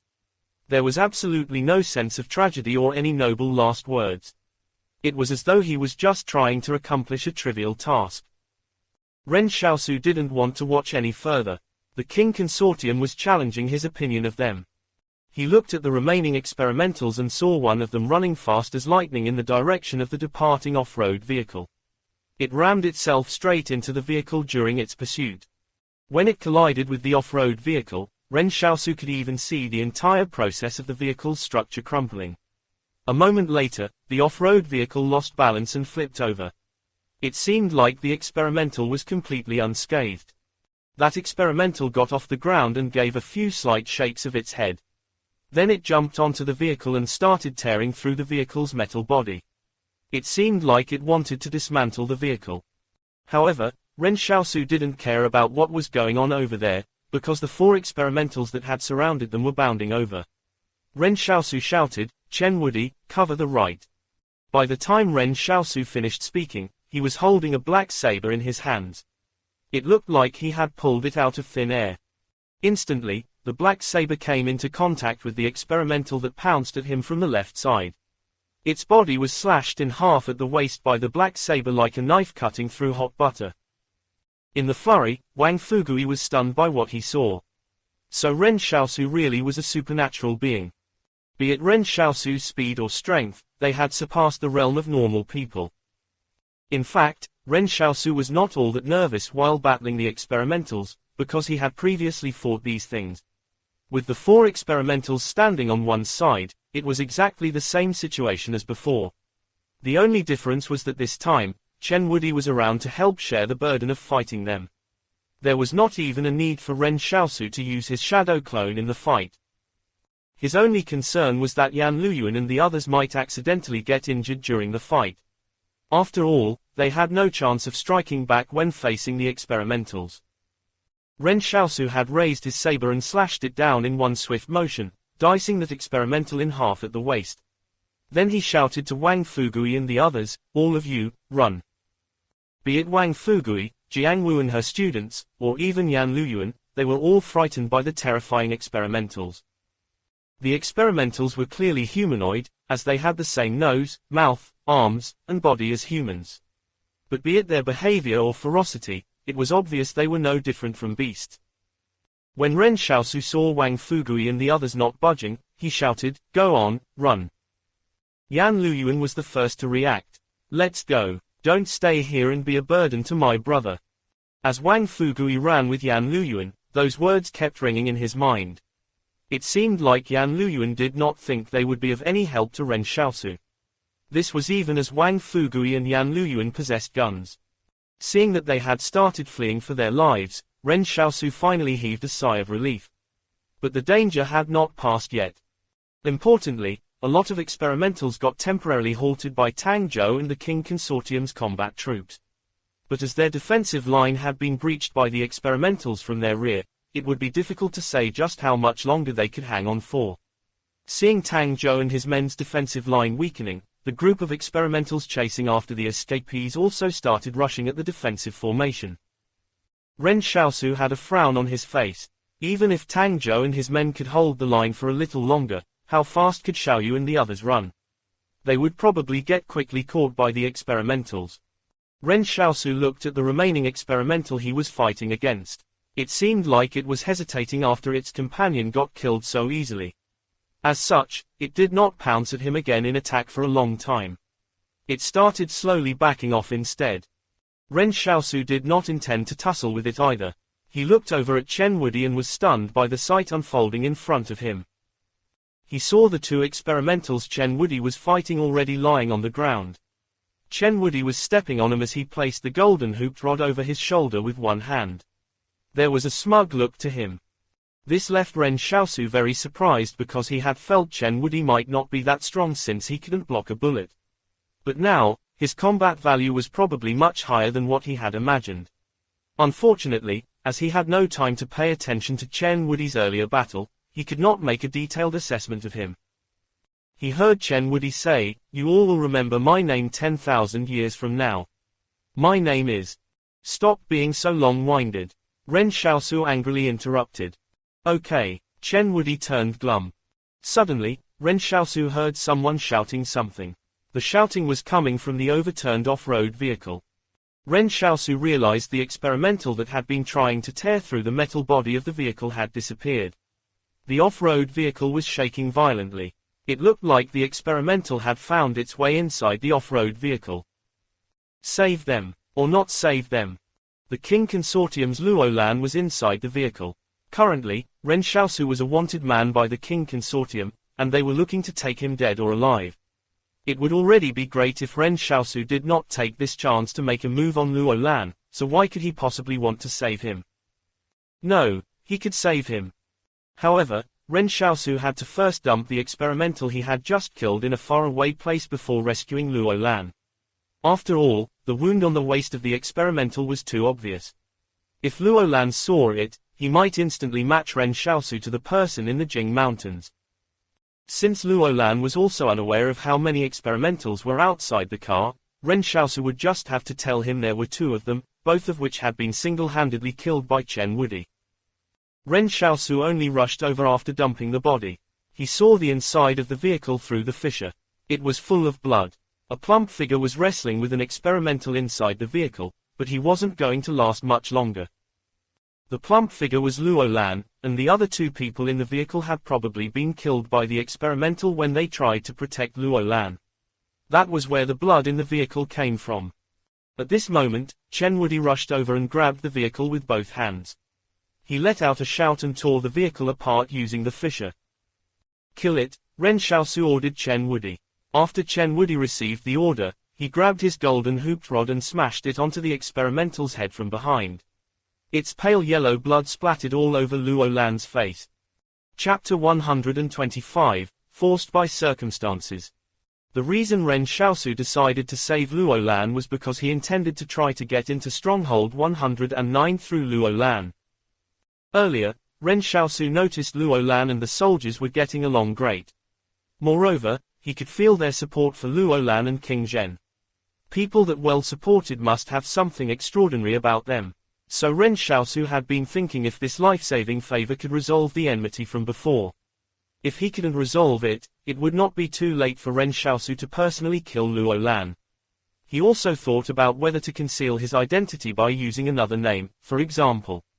But after thinking about it, Ren Xiaosu rejected the idea, because Luo Lan had seen Yan Luyuan and Xiaoyu before. Brother, give me a hand.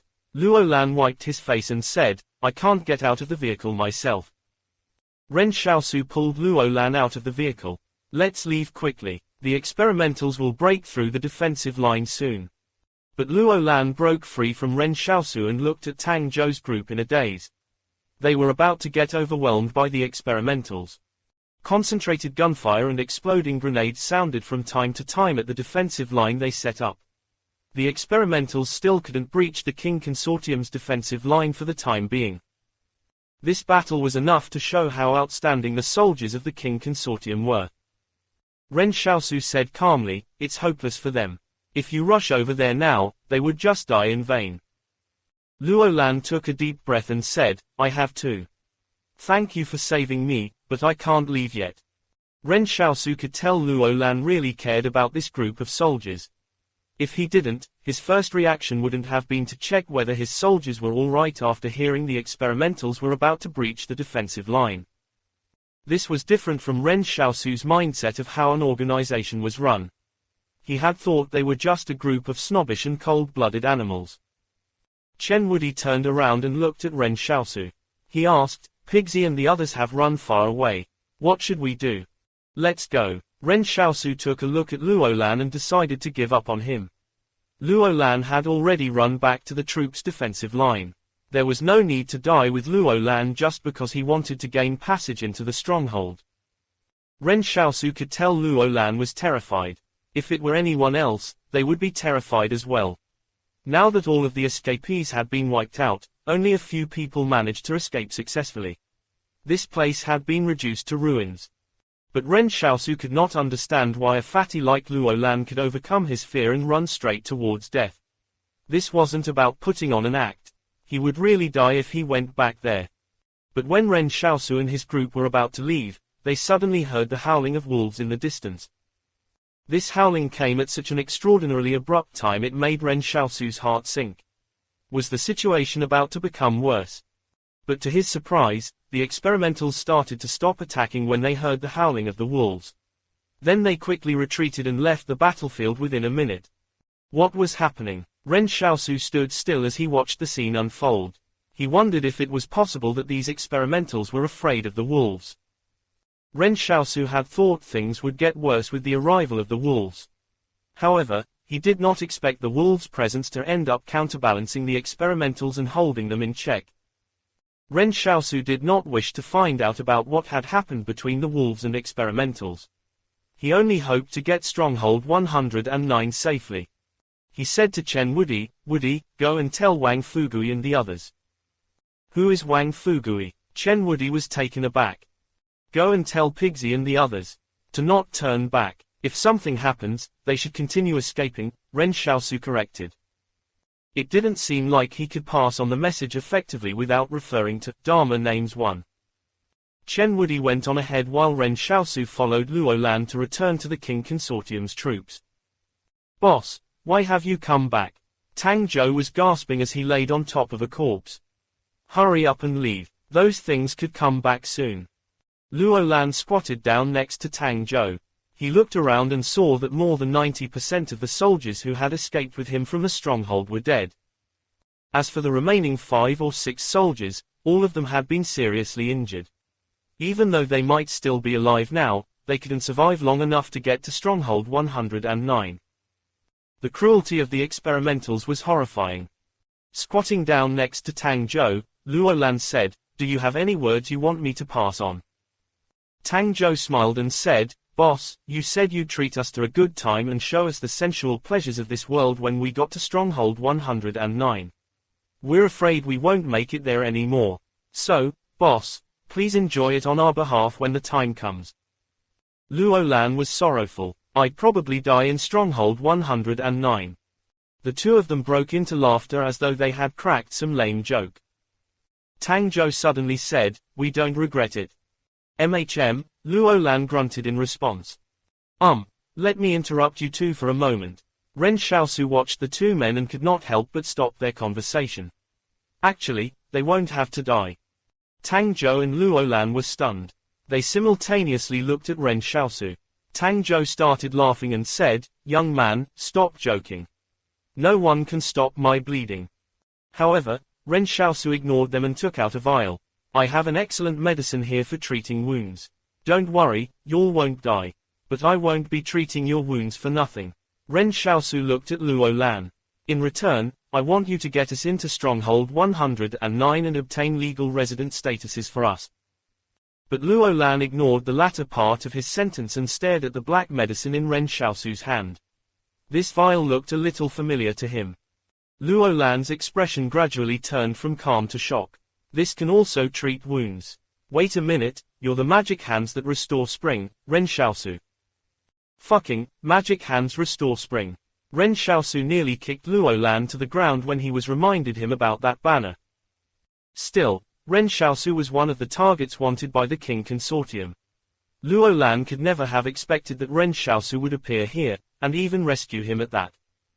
Suddenly, Luo Lan remembered someone had mentioned before that Ren Xiaosu was a doctor back in town. This gave him some hope. Seeing how Tang Zhou's group needed Ren Xiaosu to save them, Luo Lan resolutely humbled himself and tried to cotton up to Ren Xiaosu by saying, "With our relationship, I'm fine with however many people you wish to bring into the stronghold. Anything can be agreed upon as long as you save them." Ren Xiaosu was stunned. "What's our relationship?" Luo Lan was also left speechless by that question. He hesitated a while before saying, "A doctor-patient relationship." Ren Xiaosu speechlessly threw 3 vials of the black medicine to Luo Lan. "Apply these to their wounds." Luo Lan hesitated for a moment. "It won't have that side effect, will it?" "No, hurry up and apply the medicine on them. If the experimentals or wolves come back, no one is gonna get out of here alive." Ren Xiaosu was starting to get impatient. In reality, he decided to treat Tang Zhou and his squadmates' wounds because he wanted Luo Lan to owe him a favor.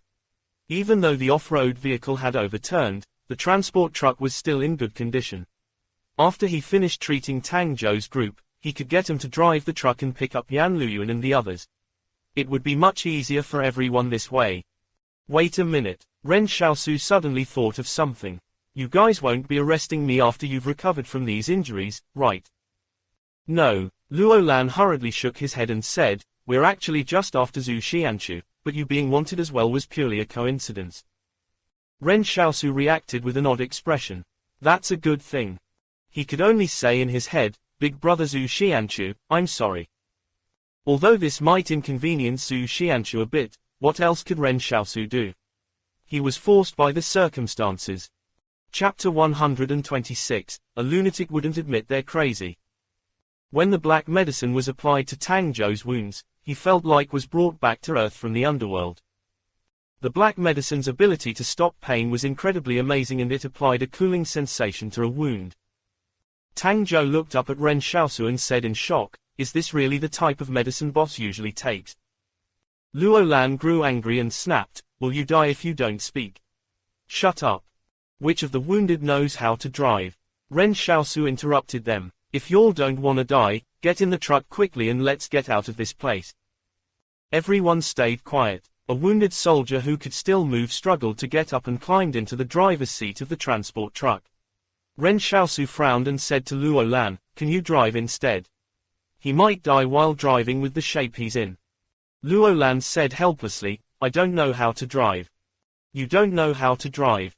Ren Xiaosu said with some disbelief, you're such a big shot in the stronghold, but you don't even know how to drive. There's no relation between being a big shot and knowing how to drive, right? Luo Lan said in a speechless manner, oh, wait, it is related. It's because I don't need to drive myself when I go out, so I didn't need to learn how to drive. Ren Xiaosu had no time to argue with him right now. Hurry up and get into the truck. In the King Consortium's records, Ren Xiaosu was just a relatively stronger refugee. Zhu Xianchu was the one who was supposedly the most dangerous of all. When the truck passed the spot where Ren Xiaosu and Chen Wudi had killed the experimentals, Luo Lan even counted how many there were. A total of 3 experimentals had been killed, including the one that pounced on the off-road vehicle. Logically, Ren Xiaosu would not have the ability to do this. Luo Lan suddenly recalled that the young man next to Ren Xiaosu looked a little familiar. But he could not remember who it was since he was still in a state of shock. Soon after, the truck drove over to Xiaoyu and Company. Ren Xiaosu's head poked out from the back of the military transport truck. He said, hop in. Jiang Wu stood there and watched Yan Luyuan and Company climb in the truck. She said hesitantly, can you let us in as well? Or just let the students get in? There's no need to worry about me. As Jiang Wu believed they were not related in any manner to Ren Xiaosu and his group, it would only take a word from him to determine whether they would be allowed into the truck. She knew she had to make this request. Ren Xiaosu looked at Jiang Wu for a bit, then said, that's what I intended all along. Thank you very much. Jiang Wu got excited and urged the students, everyone, hurry up and get into the truck. Remember to thank him for saving our lives. The group of students climbed into the back of the truck and saw it was more than large enough for everyone to sit in. Only Luo Lan, who was sitting in the corner, kept grumbling softly, isn't this supposed to be my truck? Why did it seem like Ren Xiaosu was making most of the decisions here? But Luo Lan had to bow out. He realized at this moment that Ren Xiaosu had an absolute advantage over the people in the group. When Ren Xiaosu was giving treatment to Tang Zhou's group, he deliberately took away all their weapons. Every student who climbed in would say a few words of thanks to Ren Xiaosu. He found he gained more than 20 gratitude tokens in just a short time. The students were all sincerely grateful to him. Sometimes, Ren Xiaosu thought it might the teacher, Jiang Wu, who had influenced him to be this way. As just a normal person caught in the disaster, this female teacher had displayed the most glorious aspect of human nature. Ren Xiaosu, who lived in the chaotic town, felt somewhat envious. By now, Ren Xiaosu had earned 56 gratitude tokens from everyone, including the gratitude tokens Tang Zhou, Luo Lan, and their soldiers gave. The gratitude tokens he reaped for this side quest came in much quicker than the previous one. When everyone got into the truck, it started moving again. Everyone was sitting quietly. Everyone would feel different emotions after such a close brush with death. Only after near-death encounters would people yearn to live. Xiaoyu and Yan Luyuan took out some food from their bags and handed it to Ren Xiaosu and Chen Wudi. They knew Ren Xiaosu and Chen Wudi needed food to replenish their strength after the battle. The others swallowed hard when they saw the food, but no one dared to ask for a share. Even Luo Lan did not say anything. But all of a sudden, Luo Lan's eyes flashed as he gave Chen Wudi a look. He finally remembered who he was. "Aren't you that lunatic from 3rd Psychiatric Hospital?" Luo Lan sat up straight. "Your name is..." "Yes, your name is Chen Wudi." As the actual controller of the stronghold, how could Luo Lan not know about the existence of No. 3 Psychiatric Hospital? Moreover, all of the information on the supernatural beings who had been detained would be reported back to him. The content of the information was meticulously detailed and would even include the daily life, words spoken, and behavior displayed. Even for the King Consortium, supernatural beings were an extremely important resource. Whether they had been made use of or studied upon, the King Consortium could not ignore the existence of such people. Luo Lan figured out something at this moment: who exactly had killed the experimentals. However, he was only seeing what Ren Xiaosu wanted him to see. Chen Wudi looked at Luo Lan. He had not really taken a careful look at Luo Lan earlier on. In addition, Luo Lan's face was stained with yellow blood at that time. Only after he had wiped his face clean did Chen Wudi finally recognize Luo Lan. "It's you, Benbo 1. Ben, my ass." Luo Lan grew heated. He had read Journey to the West before. "All right. You lunatic, don't spout nonsense. Who the fucking hell is Benbo? Ren Xiaosu gave Luo Lan a glance.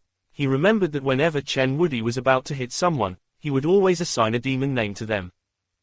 Chen Wudi looked at Luo Lan unhappily. "Please address me as the great sage in the future. On top of that, I'm not a lunatic." Luo Lan snapped. "No lunatic would admit they're crazy. You say you're the great sage who protects his master so you people can go to the Western paradise to obtain the Buddhist scriptures. In that case, you must first have a master, right? So where is your master?" It fell silent in the vehicle. Then, Ren Xiaosu looked at Luo Lan and said, "I'm his master." Wang Fugui said, "I'm Pigsy." Wang Delong's gaze kept wandering back and forth between Wang Fugui and Ren Xiaosu. He hesitated for a few seconds before saying, "I'm Friar Sand." Luo Lan was confused. Just how many mentally ill people were there in the truck? Luo Lan was dumbfounded. "Are you serious?" Suddenly, the soldier in the driver's seat shouted, "We have a situation up ahead." After that, Ren Xiaosu heard a sharp braking sound. It was as though the driver had come across an unbelievable sight.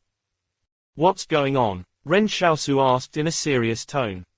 "There are a few cars ahead," the driver answered. "No, there are a few damaged cars ahead of us. It looks like they came from the direction of Stronghold 109. Chapter 127, Gaining Legal Resident Status in the Stronghold. Damaged cars. After hearing what the driver said, many of those in the truck were startled. How could there be cars around here? "All of you, stay in the truck." Ren Xiaosu turned to Chen Wudi and said, "Wudi, get out with me and look." The truck was already stationary. After jumping off the back of the truck, Ren Xiaosu discovered Luo Lan had also jumped down with them. The three of them slowly advanced towards the damaged cars. But before they even got close, Ren Xiaosu could smell blood in the air. Just as the driver had mentioned, 3 cars were blocking the road up ahead. They were all badly damaged and dripping with blood. "Be careful," Ren Xiaosu said. As he spoke, he inspected the nearby pavement to see what on earth could have attacked the convoy. "Strange," Luo Lan said in surprise, "these are indeed vehicles from Stronghold 109, but why did they send them out at this hour? And they were even headed in the direction of Stronghold 113. At present, Luo Lan had no idea that King Zhen had threatened the Stronghold 109 overseer.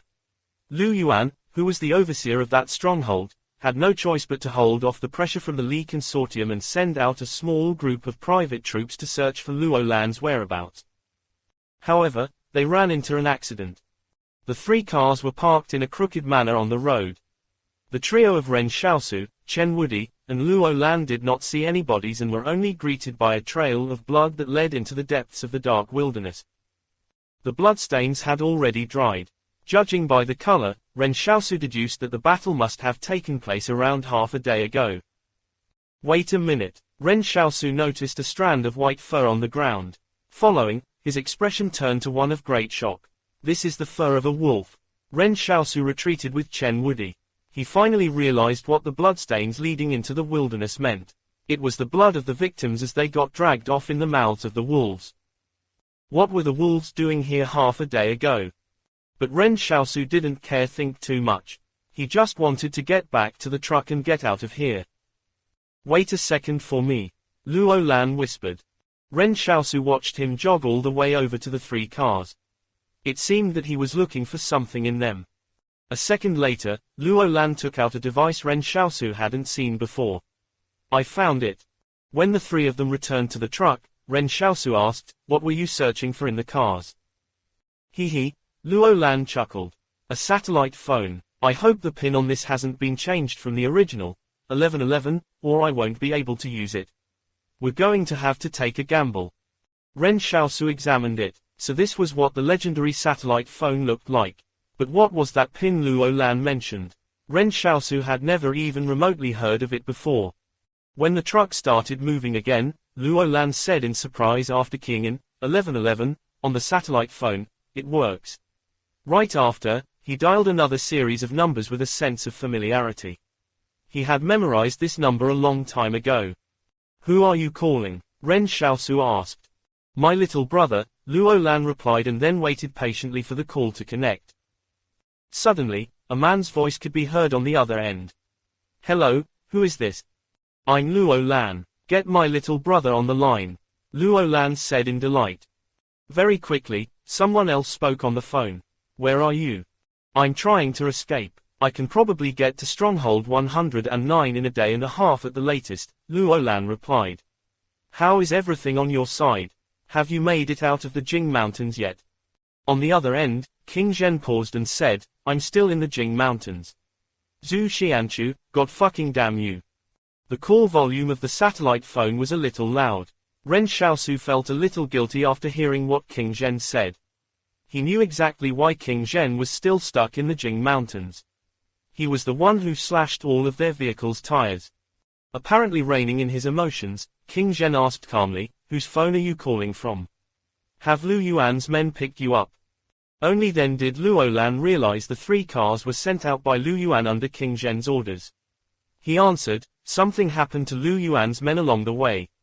I found this satellite phone in one of the cars. King Zhen did not care about what happened to Lu Yuan's men.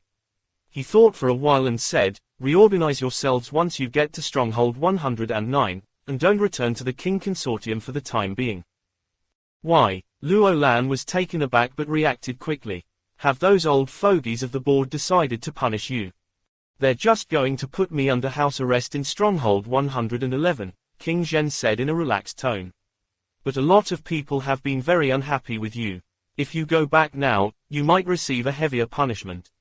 Since they don't know you're still alive, you should stay at Stronghold 109 for the time being. Okay, Luo Lan acknowledged in a low voice. By the way, King Zhen said, when you get to Stronghold 109, tell Lu Yuan to arrest Ren Xiaosu, Zhu Xianchu, Yang Xiaojun, and Luo Xinyu. I suspect these 4 people might have headed there after escaping from the Jing Mountains. After all, Stronghold 111 and 109 are the nearest to the Jing Mountains. Luo Lan gave an embarrassed glance at Ren Xiaosu. Ren Xiaosu is right next to me. King Zhen was silent for a while, then asked in bewilderment, you've caught him already. Luo Lan got even more embarrassed. You might not believe it when I say this, but based on the current circumstances, I'm probably the one who's been caught. King Zhen was speechless. Ren Xiaosu looked calmly at Luo Lan, who was stressed a great deal, as he quickly sought to explain it was Ren Xiaosu who saved him. He would probably have died if not for that action. King Zhen finally understood what had happened. King Zhen said from the other end, tell him we'll forget all the unpleasantness between him and our King Consortium. On top of that, King Zhen, now owes him a favor and a life. They want to enter Stronghold 109 and become legal residents there, Luo Lan said. You can speak directly to Lu Yuan. King Zhen did not seem too concerned about this matter. Phew, Ren Xiaosu heaved a sigh of relief. The name of the King Consortium had been weighing on his mind recently. It was quite terrifying to be on the radar of such a huge corporation.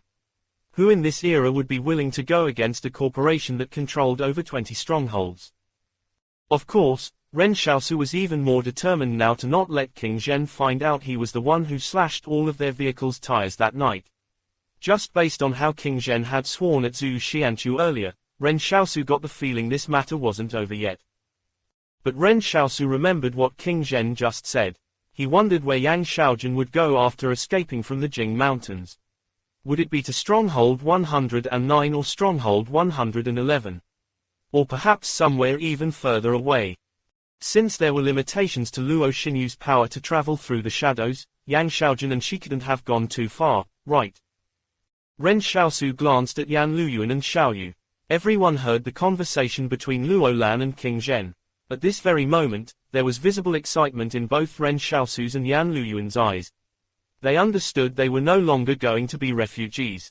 From this moment onward, they would become legal residents of Stronghold 109. Chapter 128, Headache Spell.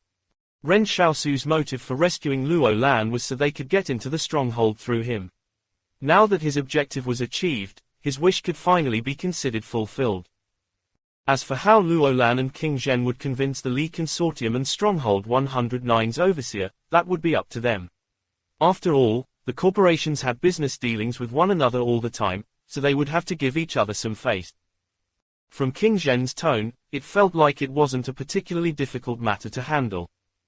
Nearby, Wang Fugui let out a sigh and said softly, "Some issues can be extremely difficult for us to handle but are only a matter of words for people in their world." Luo Lan said, "If we promise you something, our King Consortium will see it gets done. Would a large organization need to lighter a few refugees like you?" All of a sudden, Wang Fugui asked Luo Lan, "Xiaosu saved your life, isn't that right?"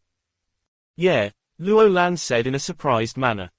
"Boss Luo is a big shot," Wang Fugui said as his eyes revealed a certain shrewdness. "Since your life is so valuable, it would not be enough to just get us into the stronghold.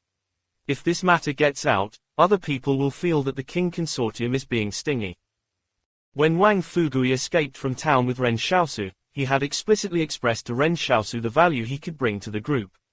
Now was finally the time to show it. In reality, Wang Fugui knew all about his own shortcomings. He had never seen much of the world before and would appear very crude by bargaining with a big shot like Luo Lan.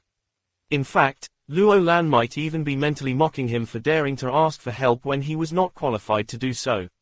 But that didn't matter to him. Wang Fugui had to help Ren Xiaosu obtain the most favorable conditions to the best of his abilities. For this reason alone, he was willing to be shameless. From the conversation between King Zhen and Luo Lan, Wang Fugui realized that obtaining legal resident statuses in the stronghold was no big deal for these big shots. So he wondered if they could get even more out of them. "What else do you all want?" Luo Lan relaxed in the cargo bed and looked at Wang Fugui. "But you had better not make unreasonable demands." Wang Fugui felt hopeful at the words. He said, "We want a shop. The King Consortium must have a lot of properties in Stronghold 109, so it shouldn't be a problem to get us a shop." Luo Lan downplayed, "My life isn't worth as much as one shop." Old Wang was a little taken aback. Luo Lan was being rather shameless if he put it that way. As a refugee, Wang Fugui could be shameless, but how could a big shot of the King Consortium behave so shamelessly as well? But Wang Fugui didn't know that the most shameless people in the world were actually those who belonged to the organizations. Otherwise, it would not have been possible for them to make an organization in the first place.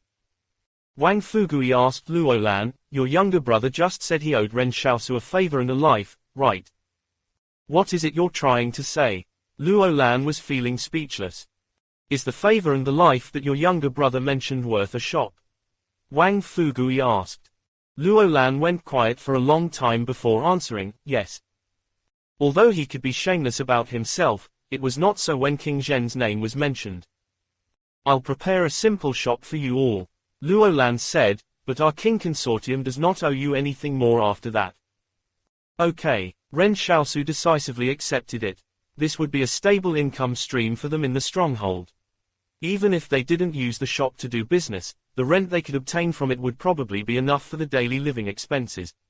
Furthermore, he had promised old Wang he would reopen a grocery store for him. However, Wang Fugui still seemed unsatisfied. He said to Luo Lan, "How much do you think the lives of your 5 subordinates are worth?" Luo Lan got annoyed. "Couldn't you have finished saying it in one shot? Alright, I'll give you a big shop that's in a good location. Don't ask me for anything more, or I'll die here right in front of you." Wang Fugui wanted to go even further, but Ren Xiaosu tugged at him. It was best to stop asking since they had gotten what they wanted. If they really made Luo Lan angry, he might just go back on his words after they got to the stronghold. At that time, Ren Xiaosu and the others would not be able to do anything about it. Ren Xiaosu had chosen to save Tang Zhou and his soldiers because he realized Luo Lan was a little sentimental. Luo Lan would feel grateful to him after he saved them. Ren Xiaosu suddenly saw Chen Wudi, who was seated opposite him, looking at Luo Lan in a hostile manner. It was as though he wanted to subdue evil right now. He noticed some changes in Chen Wudi's appearance, but he could not immediately tell what the difference was. "Wait a minute," Ren Xiaosu asked, Wudi, is that a golden circlet on your head? Where did it come from?" Before this night, he was quite certain Chen Wudi did not have a golden circlet on his head. Ren Xiaosu suspected this item had also materialized out of Chen Wudi's imagination. But unlike the golden hooped rod, this golden circlet was different as it didn't actually disappear. "The golden circlet was given to me by the Bodhisattva. Master, don't you know that?" Chen Wudi looked like he expected this to be common knowledge. "I do," Ren Xiaosu answered. "But that's not what I was asking." Ren Xiaosu intended to make up an excuse to get past his questioning. After all, his current role was Master Sanzang, so how could he possibly not know where his disciple's golden circlet came from? Then, Chen Wudi looked at Ren Xiaosu seriously and asked, "Master, do you still remember how to recite the headache spell?" Ren Xiaosu nearly broken down. "How am I supposed to know that spell?" In the original text of Journey to the West, there was no mention of the specific contents of the spell when Guanyin I taught it to Tripitaka. Ren Xiaosu saw a sparkle of excitement in Chen Wudi's eyes as he anticipated what was about to come. Ren Xiaosu tested him by reciting, "Peter Piper picked a peck of pickled peppers 1. Chen Wudi clutched his head and cried out, "Master, stop it! Master, stop it!" Ren Xiaosu sat there with his mouth agape. He thought to himself, "Chen Wudi, you're playing along quite well." Ren Xiaosu realized that everyone else was giving him strange looks. Some students even sank deep into thought over this. This Bodhisattva was probably some kind of comedian, right? Luo Lan felt like his intelligence had been greatly insulted. He could not understand why a lunatic like Chen Wudi would regard Ren Xiaosu as his master. If he had to believe that Ren Xiaosu, Chen Wudi, Wang Fugui, and Wanged along with the reincarnations of Tripitaka and his disciples, he would rather kill himself by smashing his head here in the truck. The truck had been driving for dozens of kilometers before they slowly came to a stop. Luo Lan asked, "Can we afford to take a break now? Won't the wolf pack catch up to us?" Ren Xiaosu was reminded about the strangeness of the wolves' behavior. He gave it some thought before saying, "Let's take a short rest. We only have one driver, so it won't be good if he gets exhausted. Besides, if the wolves come chasing after us, the vehicle probably can't outrun them if we keep driving." Actually, Ren Xiaosu was constantly wondering in his mind. He had previously thought that the wolves had not attacked the escapees only because they had gone back to what was now the ruins of Stronghold 113. But by the looks of it, it seemed the wolves had been keeping close to them all this while. There was even a time when the pack overtook the group. But why didn't the wolves attack the escapees? There was no logical explanation for it. Unless there was someone in the group the wolves were unwilling to attack. Chapter 129, Instigating Chen Wudi's Defection. While everyone was resting, Ren Xiaosu found a hilltop where he could look around to spot the whereabouts of the wolves. But when he reached the top of the hill, he was stunned. Ren Xiaosu did not really expect the wolves to be nearby. He saw the silvery wolf king standing in the wilderness and staring at him quietly. Even the wind seemed to have stopped blowing for it. But very surprisingly, Ren Xiaosu did not get the feeling the wolf king had any intention of attacking him this time. It just glanced at him quietly before turning around to run back into the wilderness. The Wolf King looked extremely strong and powerful. Using some of the bushes that it stood next to earlier as a reference, Ren Xiaosu was startled when he realized his estimation was not wrong. This Wolf King had grown to a size larger than a cow. Why? What motives did the wolves have in following them? Ren Xiaosu had thought something did not feel quite right. Although the wolves did not dare to pass through the canyon, Ren Xiaosu found they had been waiting there all along when he returned from the mountains beyond the canyon. At the time, Ren Xiaosu wondered if they bore a grudge against him after he had escaped from them the previous year. But now, it seemed like the situation was far more complicated than that. Whatever, Ren Xiaosu thought it was going well as long as the wolves did not attack them. As for what that reason might be, he had no intention of delving any deeper into it. He would be bidding farewell to the wilderness in another day or so. After that, he would be entering the stronghold he had always been dreaming of, to live a life without fear or worry. Then their lives would start getting better with each passing day.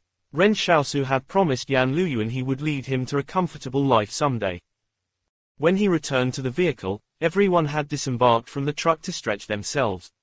Although it was not too crowded inside the truck bed, there was still some discomfort from being stuck in it for an extended period. Wang Fugui approached Ren Xiaosu and said solemnly, "Thank you, Xiaosu. Thank you for taking me and my son with you into the stronghold." Gratitude received from Wang Fugui, +1. Ren Xiaosu looked at Wang Fugui and said, "You don't have to be so polite with me. We're not only going into the stronghold, we're also going to reopen your grocery store." Wang Fugui shook his head. "It won't be my grocery store but yours. Listen to me, Xiaosu. You've earned that grocery store in return for risking your life. It's enough for me to be your shopkeeper in the future. I have nothing more to ask for, except that you remember to give me a high salary." Ren Xiaosu was startled. He had not expected Wang Fugui to reject him when faced with such an enticing deal. While Wang Fugui continued thinking about how to persuade Ren Xiaosu said, feeling touched, "Okay, let's do it as you say." Wang Fugui was speechless. Ren Xiaosu was still the same shameless, money-loving young man he knew. But at this moment, Ren Xiaosu added, "You'll get a 30% share in the shop, and the money you get from selling those antibiotics will be yours to keep too." He was not exactly giving out shares to him for nothing. First of all, Ren Xiaosu did not have any talent in running a shop, while old Wang had been running one all his life.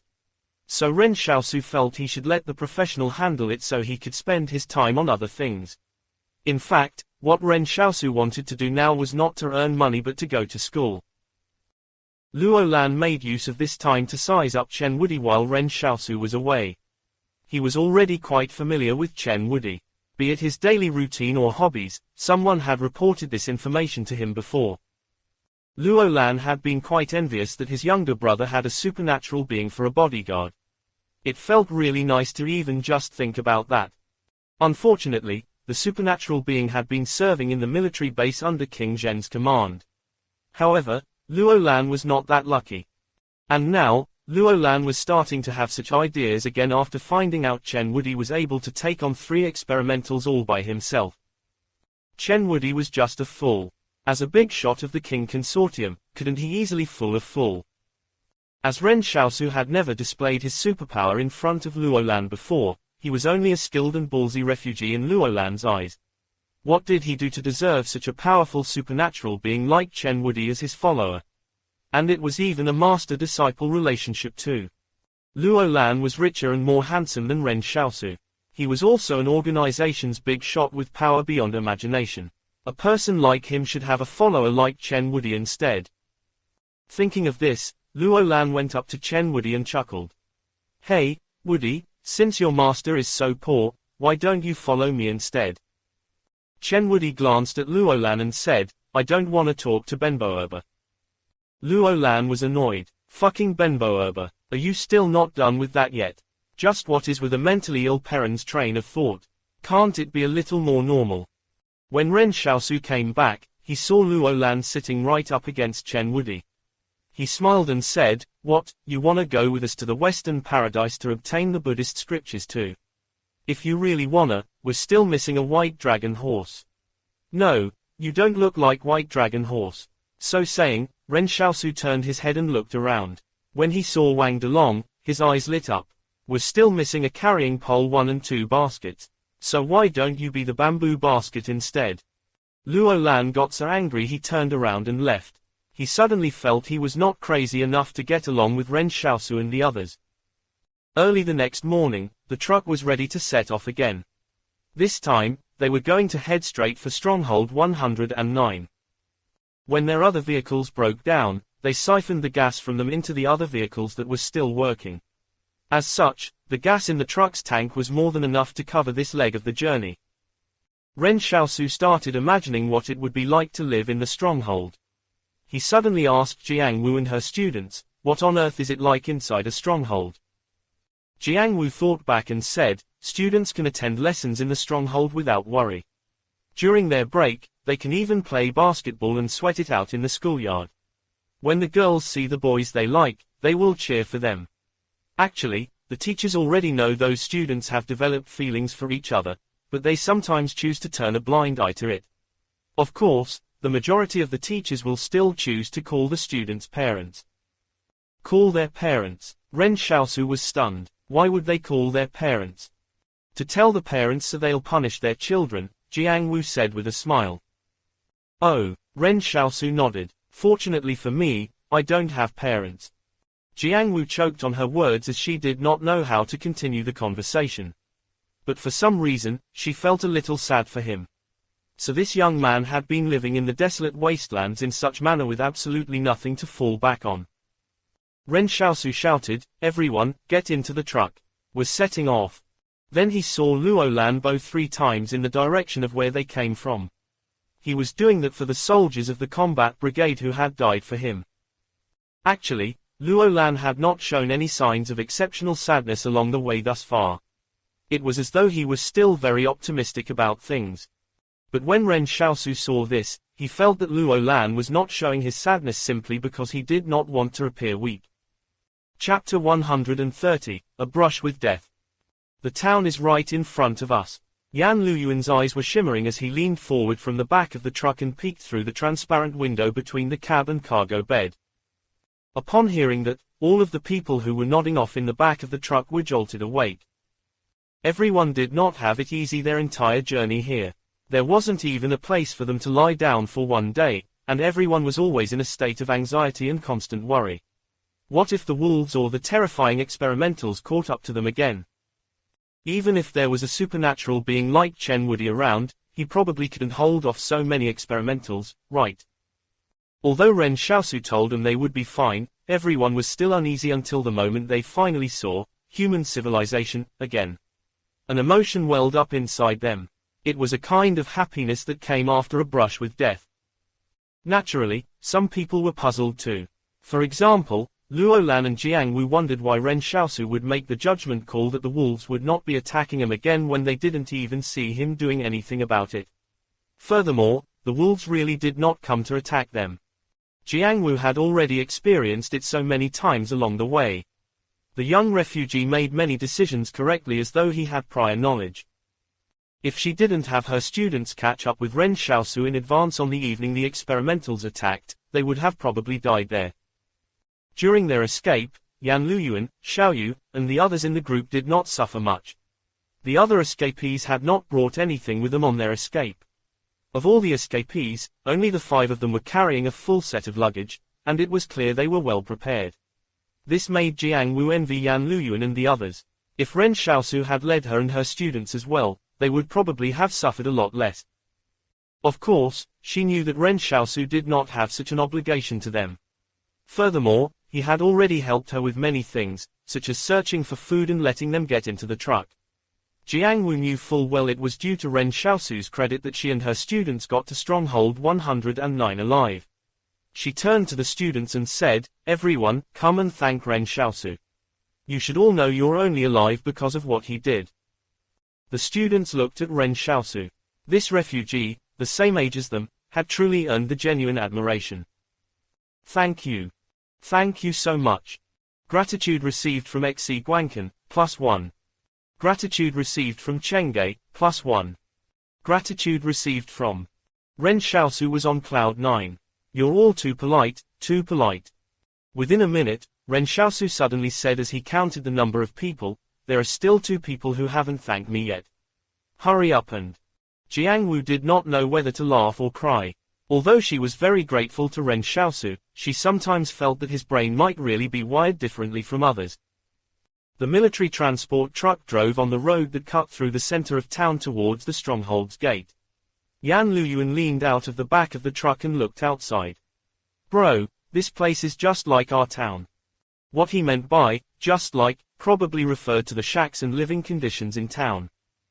Ren Xiaosu used to think the sights in town were awful, but the same sights here felt warm and fuzzy to him now. He was a little different from the others. After venturing out to the Jing Mountains, he didn't even get to rest before he came back and encountered the disaster at the stronghold. It had been half a month since he had gotten any proper rest. Even someone with an extremely strong will like him would feel worn out. Jiang said hesitantly, did you guys used to live in a place like this? Everyone in the stronghold knew there was a town outside, but they did not know what the town actually looked like. That was because not everyone could pass through the stronghold's gate as they wished. So Jiang had thought the town was some dilapidated place with squat buildings. She had never expected there would be no buildings at all. The majority of the homes here were run down. So they had been living in a fairy tale heaven the entire time, while Ren Xiaosu and company lived in hell. Xiaoyu smiled and said, but life was not that hard. Our Xiaosu was even a substitute teacher in town. If nothing had happened to the stronghold, he would probably have become the new teacher. Her words surprised Jiang even more as she looked closely at Ren Xiaosu. Honestly, she only thought that Ren Xiaosu was capable. She did not expect he was even a teacher. In that instant, Ren Xiaosu's image in her head became even greater. This was the social status that came along with a social identity. If Ren Xiaosu were only a drug dealer, he would definitely not gain any respect from others. Grumpy, Luo Lan jumped out of the vehicle. The more he looked at Ren Xiaosu, the angrier he became. He was clearly just a refugee, yet he had a supernatural being as his disciple and even a beautiful female teacher with eyes only for him. He marched up to the gate in an awe-inspiring manner and shouted to the people at the gate, "Tell Lu Yuan to come out and see me." It seemed like the man at the gate was a town resident. He was stunned as he stared at Luo Lan. Who is Lu Yuan? Luo Lan's face darkened. He shouted, "Where's the town administrator? Get him out here." Ren Xiaosu also jumped out of the vehicle and immediately saw the figure of a town administrator. After all, the demeanor and attire of the town administrator were totally different from those of the refugees. Ren Xiaosu told him, "We came from Stronghold 113. This is Luo Lan of the King Consortium. Report this to your Stronghold Overseer." Ren Xiaosu then turned around to Yan Luyuan and the others and said, "Y'all don't have to get out of the vehicle. We'll be driving straight into the Stronghold." Jiang was slightly taken aback, because Ren Xiaosu cast a glance at her when he spoke.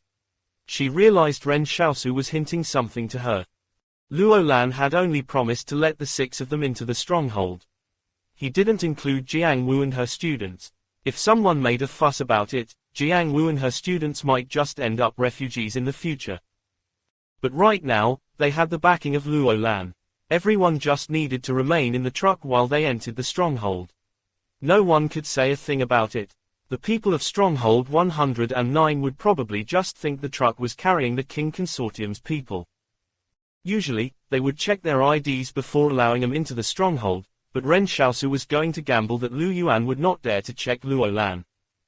The high and mighty stronghold overseers were poor bastards caught in between the various organizations at such a time. They wouldn't dare offend any of them.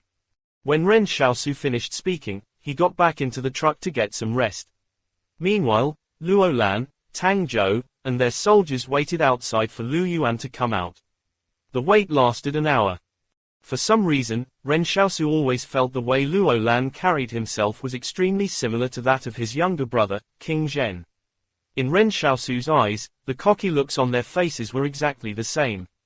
It was just that Luo Lan always seemed to be a level below King Zhen. After all, King Zhen had been surrounded by a large number of combat troops, and he could feel the intimidating aura blow against his face, whereas when Ren Xiaosu saw Luo Lan for the first time, he was already in a pathetic state. Of course, Ren Xiaosu was still unaware he had flushed King Zhen's image down the drain. This was also the reason why King Zhen was so determined to arrest Zhu Xianchu by any means necessary. This concludes the chapters. Show your appreciation by liking this video and subscribe.